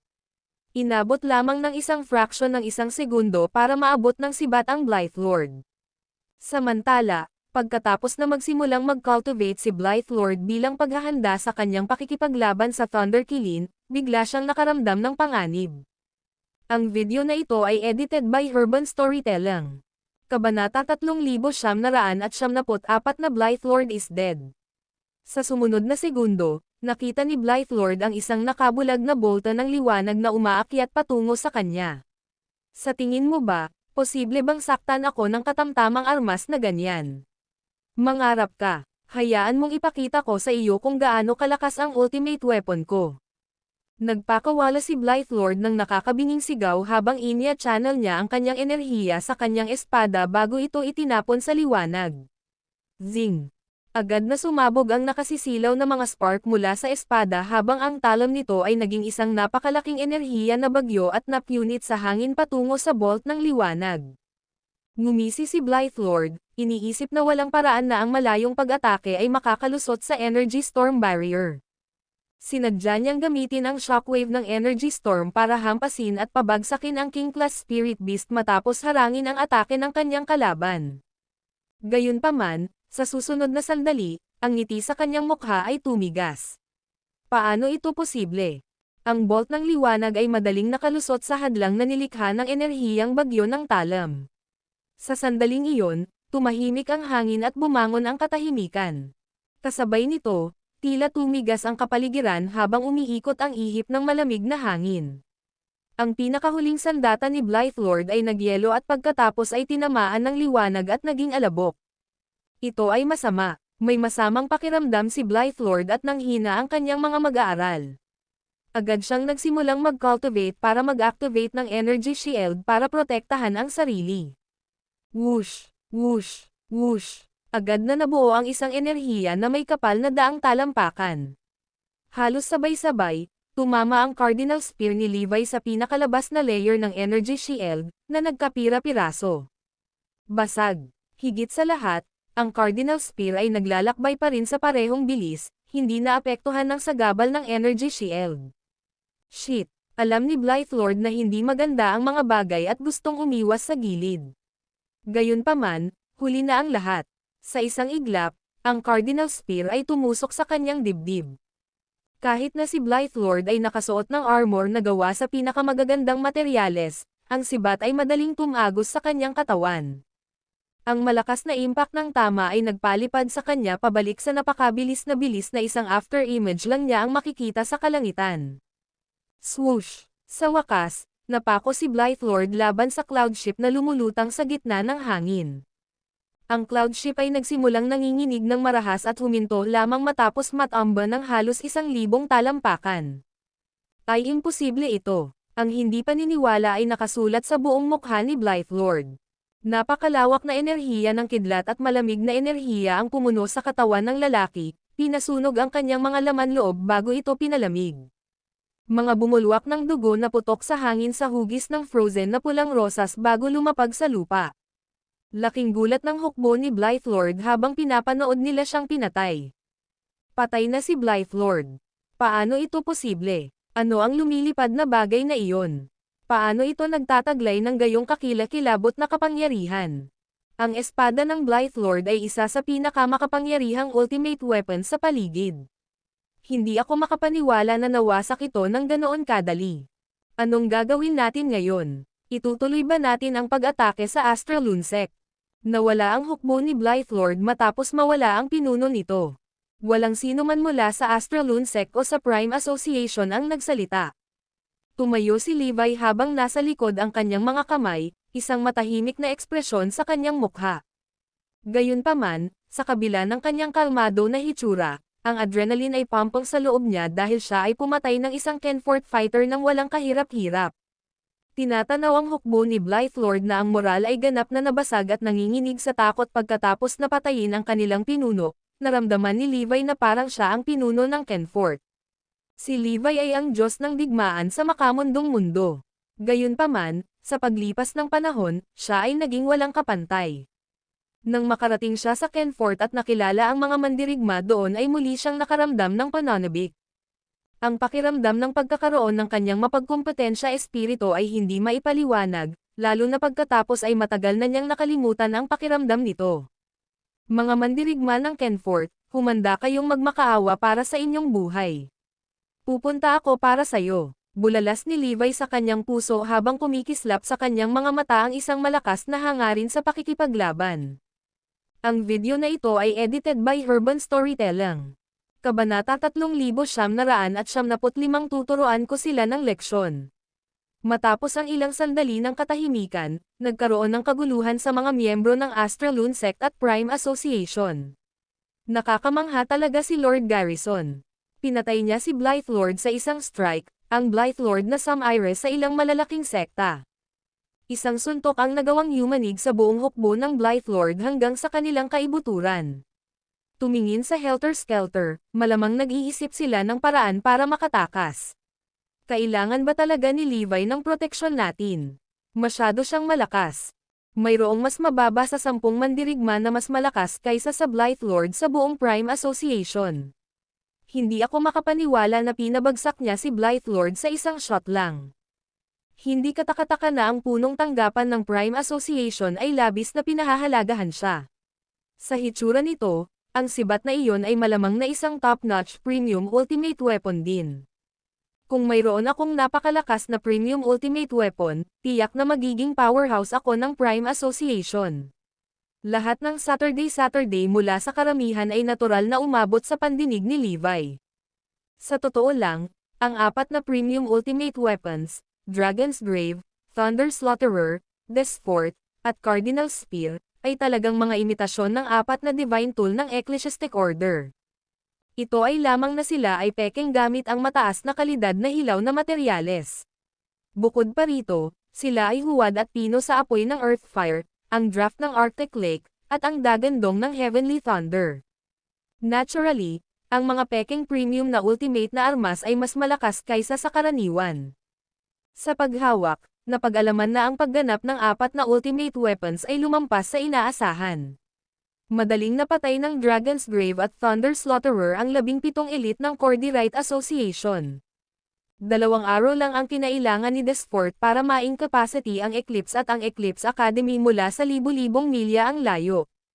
Gayun din, ang unang strike ng Cardinal Spear ay kumitil sa buhay ng elite fighter ng Cordyrite Association, Blythelord, noong araw na iyon. Maging si Levi ay lubos na nasiyahan sa gayong nakakatakot na tala. Ang pamamaraan ng pag-forging ni Levi ay higit na lumampas sa aking mga inaasahan, gulat na bulalas ni Sylvan sa kanyang puso. Napakahusay na itinago ni Levi ang pagkakaroon ng mga premium na ultimate weapons na hindi man lang alam ni Sylvan na nakagawa na siya ng napakarami. Mula nang dumating si Sylvan sa Astralune Sect at makita ang 4 na premium ultimate weapons, iniisip niya kung anong uri ng napakahusay na kasanayan sa forging ang kailangan para sa pag-forging ng mga ito. Ang 4 na premium na ultimate na armas ay hindi lamang naiiba sa anyo, ngunit mayroon din silang iba't ibang mga katangian. Nangangailangan ito ng mataas na antas ng craftsmanship upang ang lahat ng mga ideya ay may sama ng walang putol. Isinasantabi ang iba pang mga kadahilanan, ang 4 na pinakahuling sandata ay sapat na upang patunayan ang malaking halaga ni Levi. Hindi nakakagulat na gagawin ng Prime Association ang lahat para protektahan siya. Nagpasya si Sylvan at agad na ipinasa ang balita sa Prime Association. Lahat ng matataas na opisyal ng Prime Association ay natigilan ng matanggap ang balita. Bagamat hindi alam ni Sylvan kung ano mismo ang grado ng 4 na ultimate weapon na iyon, alam niyang tiyak na ang mga ito ay nangunguna sa listahan batay sa kanilang performance. Bukod dito, kung malalaman ng ibang mga sekta o asosasyon ang tungkol sa mga pinakahuling sandata at gustong akitin si Levi, ang kanilang mga alok ay walang alinlangan na mas mahusay kaysa sa kung ano ang maya-alok ng Prime Association. Iyon ang dahilan kung bakit kailangang magpakita ng matatag na saloobin ang Prime Association, lalo na nang dumating ang mga sekta ng Cordyrite Association kay Levi. Kung tutusin, pahahalagahan ng mga tao ang mga taong tumulong sa kanila kapag sila ay nasa problema. Kahit na malaman ito ng ibang malalaking sekta sa hinaharap, paninindigan pa rin sila ni Levi dahil may utang siyang pabor sa kanila. Sulit na bayaran ang presyo para sa 4 na top-level na magic weapon na ito, hindi pa banggitin na si Levi mismo ay isang dalubhasang panday na nagpanday ng pinakahuling sandata. Pagkatapos ng maikling talakayan, ang punong tanggapan ng Prime Association ay naglabas ng utos na protektahan ang buhay ni Levi sa lahat ng mga gastos. Maging ang punong tanggapan ay nagsimulang magpadala ng mga manlalaban bilang mga pampalakas. Malinaw na ginagawa nila ang lahat para suportahan si Levi. Natuwa rin si Sylvan sa sagot dahil hindi na kailangang mag-alala ang sangay ng Lightspring na lumaban ng mag-isa. Kailangan nyo lang tumabi at manood. Huwag kang lumapit para tumulong. Tuturuan ko sila ng leksyon. Bago siya matapos magsalita, tumalon si Levi mula sa tore na may hawak na Dragon's Grave at Thunder Slaughterer. Ang video na ito ay edited by Urban Storytelling. Kabanata 3976 na masyadong delikado upang harapin ang mga kaaway mag-isa. Tumalon pababa si Levi mula sa mataas na city tower nang walang ingay bago nawala ang kanyang figure sa isang iglap. Thunder, bumalik ka. Sa isang malakas na sigaw, tumigil si Thunder Kilin, na muntik nang mapatay ang grupo ng mga espiritong hayop, at umatras sa kabilang direksyon. Lumipad ang figure ni Levi sa larangan ng digmaan at dumiretso sa mga tropa ni Blythelord. Darating siya. Retreat. Bakit tayo matatakot sa kanya gayong marami tayo? Natalo si Blythelord dahil minamaliit niya ang kanyang kalaban. Dapat tayong lahat ay bumangon at sama-samang atakihin siya para ipaghiganti ang Blythelord. Talaga. Dapat kasing dali ng Pai na patayin siya gamit ang mga numero natin. Pagkatapos ng maikling panahon ng pagkasindek, muling kumalma ang hukbo ni Blythelord. Kung tutusin, lahat sila ay may karanasang manlalaban. Marami sa kanila ay tapat na mga subordinate ng Blythelord. Siyempre, may ilang mga oportunista na gustong kunin ang kredito sa pagpugot kay Levi upang kunin ang paghahari ng Blythelord. Kahit na ang bawat isa ay may iba't ibang iniisip, lahat sila ay may iisang layunin na patayin si Levi. Itinaas ng lahat ang kanilang mga sandata, maging ito man ay mga espada, baril, halberds, palakol, o mga kawit, at direktang umaksyon sa direksyon ni Levi. Gayunpaman, sinalubong sila ng nagngangalit na agos ng enerhiya ng espada. Habang dumadagandong at sumasayaw ang Dragon's Grave at Thunder Slaughterer sa himpapawid, tumindi ang enerhiya ng espada at bumuo ng lambat na direktang tumakip sa hukbo ni Blythelord. Ang bawat tao'y likas na itinaas ang kanilang mga sandata upang hadlangan ang pag-atake. Sa kasamaang palad, ang kanilang mga ordinaryong armas ay walang kapangyarihan laban sa mga premium na ultimate na armas. Bagamat hindi ito ang lahat ng suntok ni Levi, ang pag-atake ay isang sakuna para sa hukbo ng Blythelord. Sa isang iglap, naging abo ang mga sandata sa kanilang mga kamay. Marami sa kanila ang nabigong makaiwas at naputol dahil sa pag-atake. Maraming tao ang na-freeze sa mga estatwa ng yelo o nasunog sa abo sa pamamagitan ng kapangyarihan ng dalawang pinakahuling sandata. Para kang kingkanot na sinusubukang pigilan ang tubig. Ang malamig na boses ni Levi ay umalangaw-ngaw, na nagpapadala ng panginginig sa mga gulugad ng hukbo ni Blythelord. Klang, klang, klang. Marami ang nawalan ng buhay sa tuwing ang mga pinakahuling sandata ay bumaling sa himpapawid.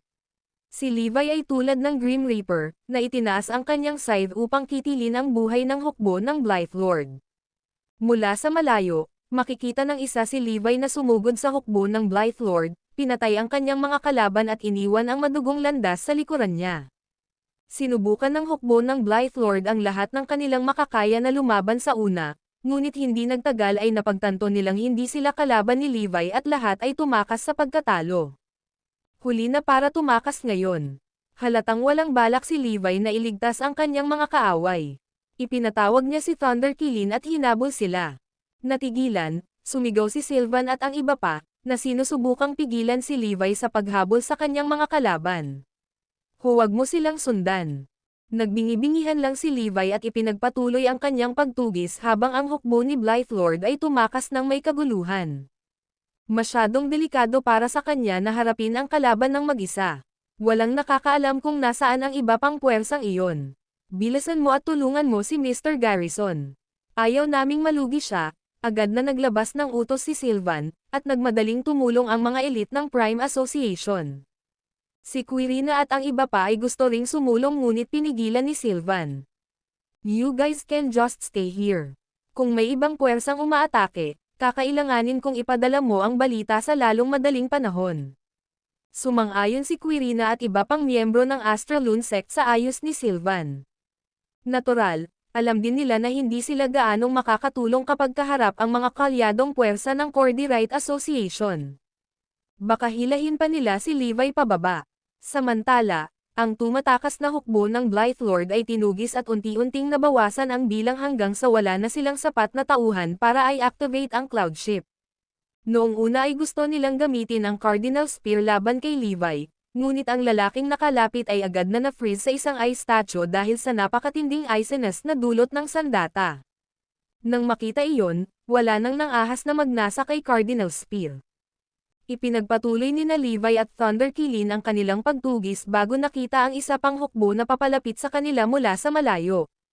Ang video na ito ay edited by Urban Storytelling. Kabanata 3977 nandito si Arcadia. Ang hukbo ay binubuo ng mga mandirigma mula sa Arcadia. Agad silang natarante nang mapansin nila ang mga sundalo ni Blythelord na tumatakas sa lugar mula sa malayo. Bahagyang kumunat ang noo ng Vice Sect Leader ng Arcadia. Wala siyang natatanggap na impormasyon bago pumunta rito, kaya naisip niyang siya ang unang nakarating sa Astralune Sect. Nang matuklasan ni Arcadia na ang magnanakaw ay nagtataglay ng isang top premium ultimate weapon, pinagnanasaan ito ng sekta at hinaanggad na maabot muna ang Astralune Sect upang makuha ito. Ang pagkahumaling ni Arcadia sa mga tunay na sandata ay higit na mas malaki kaysa sa iba pang mga sekta dahil sa kanilang kadalubhasaan sa alchemy at pagpapanday ng armas. Anong nangyayari dito? Pigilan ang ilang tauhan ni Blythelord at tanungin mo sila, utos ng Vice Sect Leader ng Arcadia. Natanggap ng mga apprentice ng Arcadia ang kanyang order at sinubukang pigilan ang mga subordinate ni Blythelord. Sa kanilang pagtataka, tumanggi ang mga tauhan ni Blythelord na pigilan. Walang humpay nilang pinapatay ang sinumang hamarang sa kanila na parang hinahabol sila ng isang mas nakakatakot na halimaw. Sir, Mukhang may pupuntahan dito. Ang lalaking iyon ay may dalang talam at espada. Siya ang malamang na magnanakaw na hinahanap natin sa paglalarawan. Magnanakaw ba talaga? Dapat nasa panig natin si Lady Luck. Talagang nakukuha ko ang reward mula sa Cordyrite Association. May espiritong hayop sa likod niya. Parang kilin. Nag-usap ang bawat isa sa kanilang sarili. Ang Vice Sect Leader ng Arcadia ay hindi nabigla sa eksenang ito at agad na nagutos, maghanda para sa labanan. Papatayin natin ang magnanakaw. Oo, sir. Agad. Ang lahat ng mga mandirigma ay nasa sabik, dahil sila ay narito upang gumawa ng kanilang marka. Ngayon na ang pagkakataon ay nasa kanila, ang kanilang kaguluhan ay sa pamamagitan ng bubong. Ang papasok na lalaki ay si Levi. Wala siyang alam tungkol sa Arcadia, ngunit itinuring niya silang mga kaaway dahil dumating sila upang salakayin ang Astrolunsec. Papatayin ko ang lahat ng mga kaaway na ito. Binunot ni Levi ang kanyang espada, at isang napakalaking lakas ng espada ang agad na pinakawalan. Ang mga mandirigma mula sa Arcadia ay hindi nabigla. Kahit malakas ang magnanakaw, mas marami tayo sa kanya. Halos lahat sila ay may ganoong kaisipan dahil kilala lamang si Levi sa pagpatay sa 17 mandirigma sa Cordyrite Association. Nagsimula silang lumaban kay Levi dahil sa kanilang pagtitiwala sa kanilang mga numero. Gayunpaman, hindi ka nais-nais na nagulat sila sa sandaling ang kanilang mga enerhiya ay bumangga sa Levi's. Klang, klang, klang, whoosh, whoosh, whoosh. Sa isang kisap mata, nagkapira-piraso ang mga sandata ng mga mandirigma. Tumagos ang sword energy ni Levi sa mga Arcadia fighters at agad silang napatay. Marami sa kanila ang namatay bago pa man sila makagawa ng tunog. Sumunod kaagad ang pag-atake ni Thunder Kilin. Sa sandaling iyon, ang mga mandirigma ay dumanas ng kombinasyon ng mga pag-atake ng kulog, apoy, at hamog na nagyelo. Marami sa kanila ay sinunog hanggang malutong, nagyelo bilang mga estatwa ng yelo, o napunit sa abo bago sila makapag-react. Natigilan ang Vice Sect Leader ni Arcadia dahil hindi niya inaasahan na ang mga manlalaban ng kanyang sekta ay hindi makakagawa ng kahit isang hakbang laban kay Levi. Kung pinatay ni Levi ang isa o dalawa sa kanyang mga tauhan, ituturing niya itong isang gawa ng kawalang ingat sa bahagi ng kanyang mga tauhan. Maraming Arcadia fighters, gayunpaman, ang binawian ng buhay sa lugar. Nangangahulugan ito na ang lakas ni Levi ay higit pa sa kanyang imahinasyon. 100 Alchemical Gods Array, sigaw ng Vice Sect Leader. Sa huli, ang Arcadia ay isa pa rin sa malalaking sekta, at ang mga mandirigmang ito ay pawang mga elite. Bagamat nahuli sila ni Levi, mabilis silang kumalma at nag-ipon para harapin ang paparating na kalaban. Mga Alchemical Gods, tingnan natin kung gaano kalakas ang iyong array. Si Levi ay nanatiling hindi nababagabag, at sinugod sila ng isang talam at isang tibak sa bawat kamay.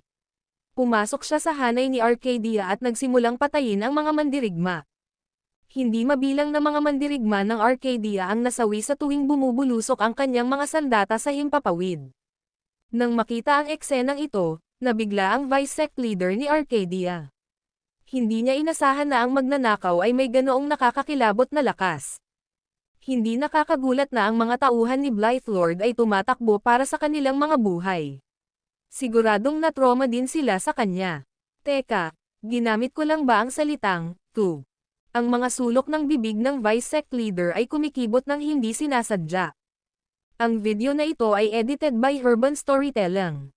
Kabanata 3,978 lahat ay namangha. Kung ihahambing sa Blythelord, mas matyaga si Arcadia. Matigas ang ulo nilang naniniwala na kaya nilang patayin si Levi gamit ang kanilang lakas. Patuloy nilang inatake si Levi kahit na nawasak ng huli ang kanilang 100 Alchemical Gods Array. Ang Vice Sect Leader ay nagsusumikap din upang mahanap ang pinakamahusay na pagkakataon upang makuha si Levi ng isang Code de Grace habang siya ay umiikot sa espasyo sa matinding bilis. Gayunpaman, mas mabilis si Levi. Ang kanyang mga pag-atake ay napakabilis at tumpak na imposibleng mahulaan ang kanyang susunod na galaw. Mamatay. Naglunsad ng panibagong pag-atake si Levi. Nabigo ang Vice Sect Leader na umiwas sa oras at binawian ng buhay sa lugar. Sa wakas ay nagpanik na ang mga mandirigma matapos mawala ang kanilang pinuno. Gayunpaman, hindi iyon mahalaga, dahil karamihan sa kanila ay namatay na dahil sa mga pag-atake ni na Levi at Thunder Killin. Bukod dito, nahihirapan silang iwasan ang mga papasok na pag-atake dahil mabigat din silang inaatake ni Sylvan at ng iba pang kara-rating lang. Si Sylvan at ang iba ay namangha sa kawalan ng kakayahan ng mga kaaway na pigilan si Levi.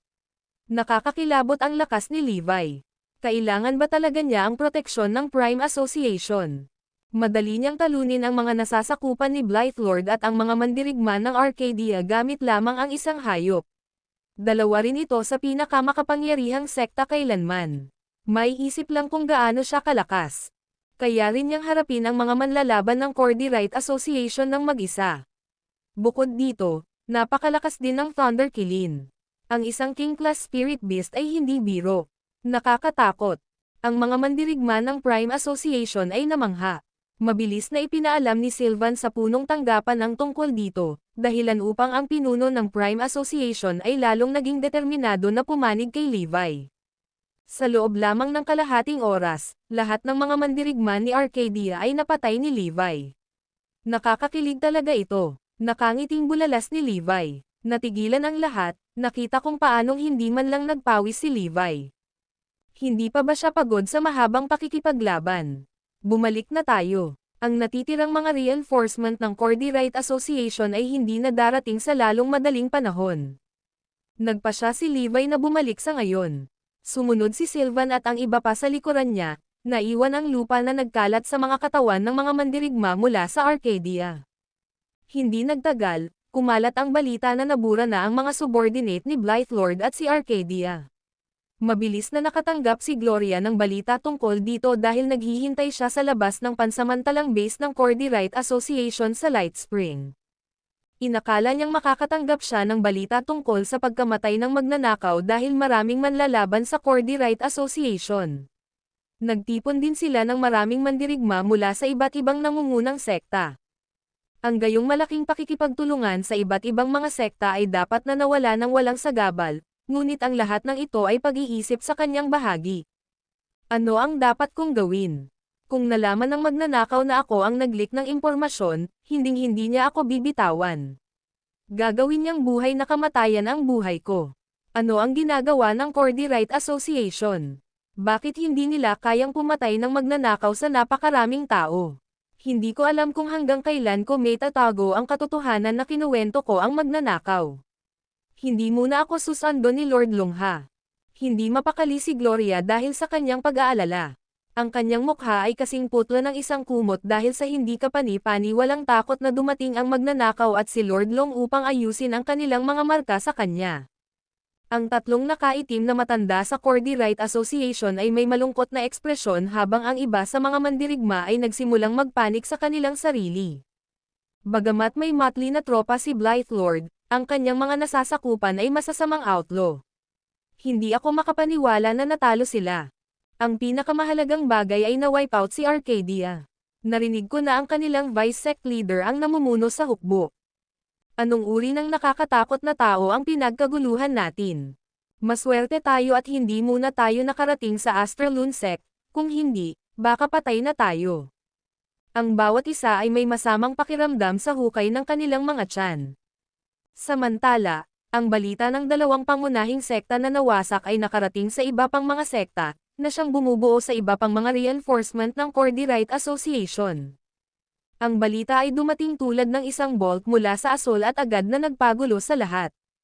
Ang video na ito ay edited by Urban Storytelling. Kabanata 3,979 na 800 elite ng Prime Company.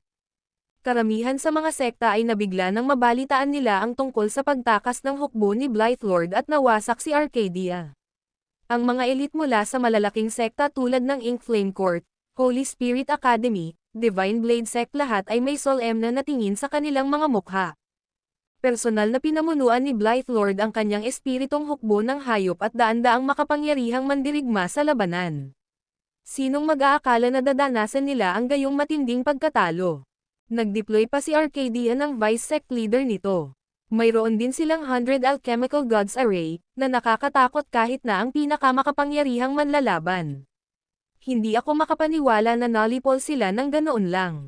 Ito ay talagang hindi kapanipaniwala. Ang dalawang puwersang iyon ay dapat kasing lakas ng hukbong kanilang kinakalaban.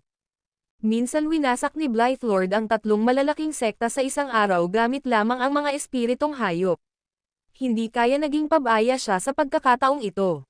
Kahit na siya ay walang ingat, sila ay dalawang hindi kapani-pani walang makapangyarihang puwersa. Sabi nila, wala ni isang espiritong hayop ang nakalabas na buhay. Napasinghap ang lahat sa gulat nang marinig iyon. Ang mga espiritong hayop ng Blythe ay isang puwersa na dapat isaalang-alang. Kahit na ang pinakamahina ay kapantay ng mga matatanda ng malalaking sekta. Para bang hindi iyon sapat, ang mga sundalo ni Blythe Lord ay binubuo ng pinakamasamang uri ng mga kriminal, karamihan sa mga ito ay nagsasanay ng paglilinang ng mga masasamang sining. Higit pa rito, dalubhasa rin ang Arcadia sa pagpino ng mga armas at may napakaraming ultimo armas sa arsenal nito.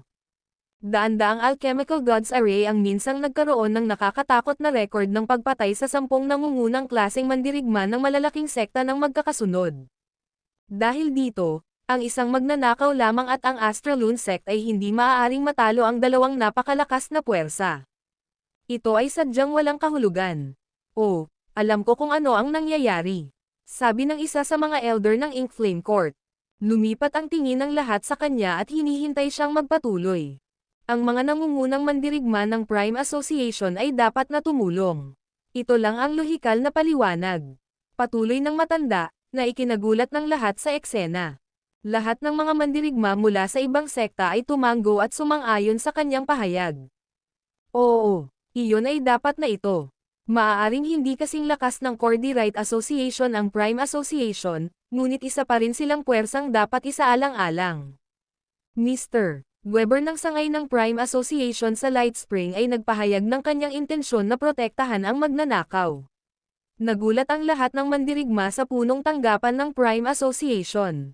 Iyan ay magiging ganap na kahulugan. Ang magnanakaw ay isang tao lamang, kaya hindi niya kayang patayin ang lahat ng mandirigma mula sa dalawang malalaking sekta ng mag-isa. Kaya lang, inakala ng lahat na Prime Association ang dahilan sa likod ng pagkatalo ng dalawang makapangyarihang puwersa. Kung ganoon, kailangan muna nating asikasuhin ang magulo na Prime Association. Tama na yan. Pumunta tayo sa Lightspring at imbestigahan ito. Kung ang teorya natin ay napatunayang totoo, dapat nating turuan ng leksyon ang Prime Association. Buong puso akong sumasang-ayon sa mungkahing ito. Kailangan nating turuan ng leksyon ang Prime Association para hindi sila manggahas na gulo sa Cordyrite Association. Sa gayon, tinapos nila ang kanilang talakayan at bumalik sa Lightspring. Nagmarcha ang mga kalyadong tropa ng Cordyrite Association patungo sa sangay ng Prime Association sa Lightspring. Lahat sila ay may matuwid at mapagmataas na tingin sa kanilang mga mukha habang sila ay nagtitipon sa labas ng sangay ng Prime Association. Makinig ka, Prime Association. Recall agad ang mga fighters mo sa Astraloon sect. Kung hindi, kami, Cordyrite Association, ay maglulunsad ng pag-atake sa iyo. Palabisin si Mr. Weber ngayon, o magpapatuloy kami sa pagsingil. Huwag ka nang mag-aksaya ng oras sa pakikipag-usap sa kanila. Ituloy na lang natin at eye level ang branch na ito. Habang ang mga kalalakihan mula sa Cordyrite Association ay gumagawa ng kanilang mga pagbabanta, ang 800 elite mula sa Prime Company ay kara-rating lamang sa sangay sa Lightspring. Ang magkabilang panig ay nagkasagupaan laban sa isa't isa sa lugar. Hindi naman nagkakamali, sige. Dapat ang Prime Association ang sumusuporta sa magnanakaw na iyon. Hindi ako makapaniwala na ang Prime Association ay magpapakilos ng ganito karami sa kanilang mga mandirigma. Siguradong all out na sila this time. I bet nagpadala sila ng maraming mandirigma para tumulong sa laban na iyon. Ang video na ito ay edited by Urban Storytelling. Kabanata 4,000 dumating ang malaking hukbo. Naniniwala ang puwersa ng Cordyrite Association na ang mga mandirigma ng Prime Association ang tumalo kay Blythe Lord at Arcadia. Nataranta ang mga mandirigma ng Prime Company nang marinig nila iyon dahil kakatanggap lang nila ng kanilang mga order at dumating sa Lightspring. Ano ang pinag-uusapan nila? Tanong ng isa sa mga elite ng Prime Company. Ang taong namamahala sa Prime Company pagkatapos ay nakipag-ugnayan kay Sylvan upang ipaliwanag ang sitwasyon sa Lightspring at tanungin siya kung ano ang nangyayari. Akala nila tayo ang may gawa niyan. Humagalpak ng tawa si Sylvan. Malaki ang pinsalang ginawa ni na Levi at Thunder Kilin sa Blythe Lord at Arcadia kaya itinapon ng kanilang mga tauhan ang kanilang sandata at tumakas. Walang ideya ang Prime Company na sina Levi at Thunder Kilin ang pumatay sa dalawang puwersa. Pagkatapos ay pinadalhan sila ni Sylvan ng mensahe na nagpapaliwanag sa nangyari. Gayunpaman, tumigil siya sa pagtanggap ng mga tugon mula sa kanila pagkatapos noon. Siyempre, hindi gaanong nag-aalala si Sylvan tungkol sa Prime Company dahil mayroon silang 800 piling mandirigma. Alam niya na walang sekta ang maglalakas loob na manggulo ng ganoon kalakas na puwersa, at tama siya tungkol doon. Ang mga lalaki mula sa Cordy Right Association ay hindi nang ahas na gumawa ng anumang biglaang paglipat sa Prime Company. Sa kabila ng suporta ng Cordy Right Association, alam nilang hindi garantisadong tagumpay kung lalaban sila sa Prime Company. Sa katunayan, ang plano ay maaaring maging backfire at magresulta sa kanilang pagkatalo sa halip. Ang kailangan lang nating gawin ay tiyaking hindi tutulungan ng mga elite na ito mula sa Prime Company ang magnanakaw na iyon. Matapos talakayin ang kanilang diskarte, nagpasya silang manatili sa Lightspring ang Sea of Stars Guild at Tenebrous Sky Division para bantayan ang Prime Company. Ang iba pa nilang tropa ay sumugod sa Astralunec. Sa pamamagitan ng dalawang malalakas na puwersa na nakatutok sa kanila, ang mga elite ng Prime Company ay hindi nang ahas na gumawa ng anumang biglaang paggalaw. Sinubukan nilang kontaken si Sylvan at alertuhan siya tungkol sa kanilang sitwasyon, ngunit hindi nila ito nagawa dahil na-jam ang mga signal ng Cordy Right Association mula sa kanilang mga aparato sa komunikasyon. Dahil sa mga pangyayari, ang mga elite ng Prime Company ay hindi nang ahas na umalis sa Lightspring. Pagkatapos ng lahat, teknikal nilang tinutulungan si Levi sa pamamagitan ng pagpapanatiling abala sa isang bahagi ng mga tauhan ng Cordy Right Association. Pansamantala, naglunsad ang Cordy Right Association ng tadong pag-atake sa Astralunec kasama ang mga kalyadong puwersa nito, na binubuo ng Ink Flame Court, Holy Spirit Academy, Divine Blade Sect, Battle Tiger Tribe, Titanes Order, at Draco Tigris Order. Daan-daang cloud ship kaagad ang dumating at pinalibutan ang Astralunec mula sa lahat ng direksyon. Pagkatapos ay itinayo ng mga mandirigma ang kanilang mga kampo at nagtatag ng mga depensibong pormasayon bilang paghahanda sa paglansad ng pinagsamang pag-atake. Isang mapanganib na enerhiya ang pumuno sa hangin habang sila ay naghahanda upang simulan ang labanan. Alam ng Astralunec ang tungkol sa paparating na pag-atake dahil iniulat ng mga scout ni Quirina ang bawat galaw ng kaaway sa kanilang punong tanggapan. Lord Garrison, napakalakas ng puwersa ng Cordy Right Association para mahawakan namin. Sa palagay ko dapat tayong maging mas maingat sa ating diskarte. Payo ni Quirina.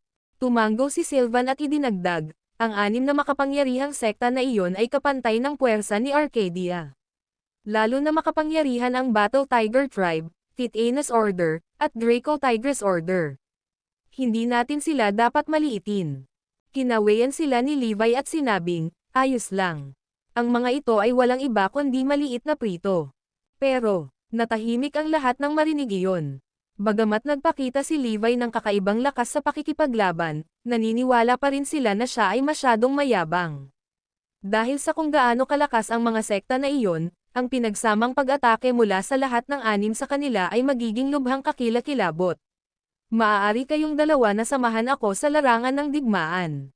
Sabi ni Levi sabay Senador Yas kina Sherriette at Larissa.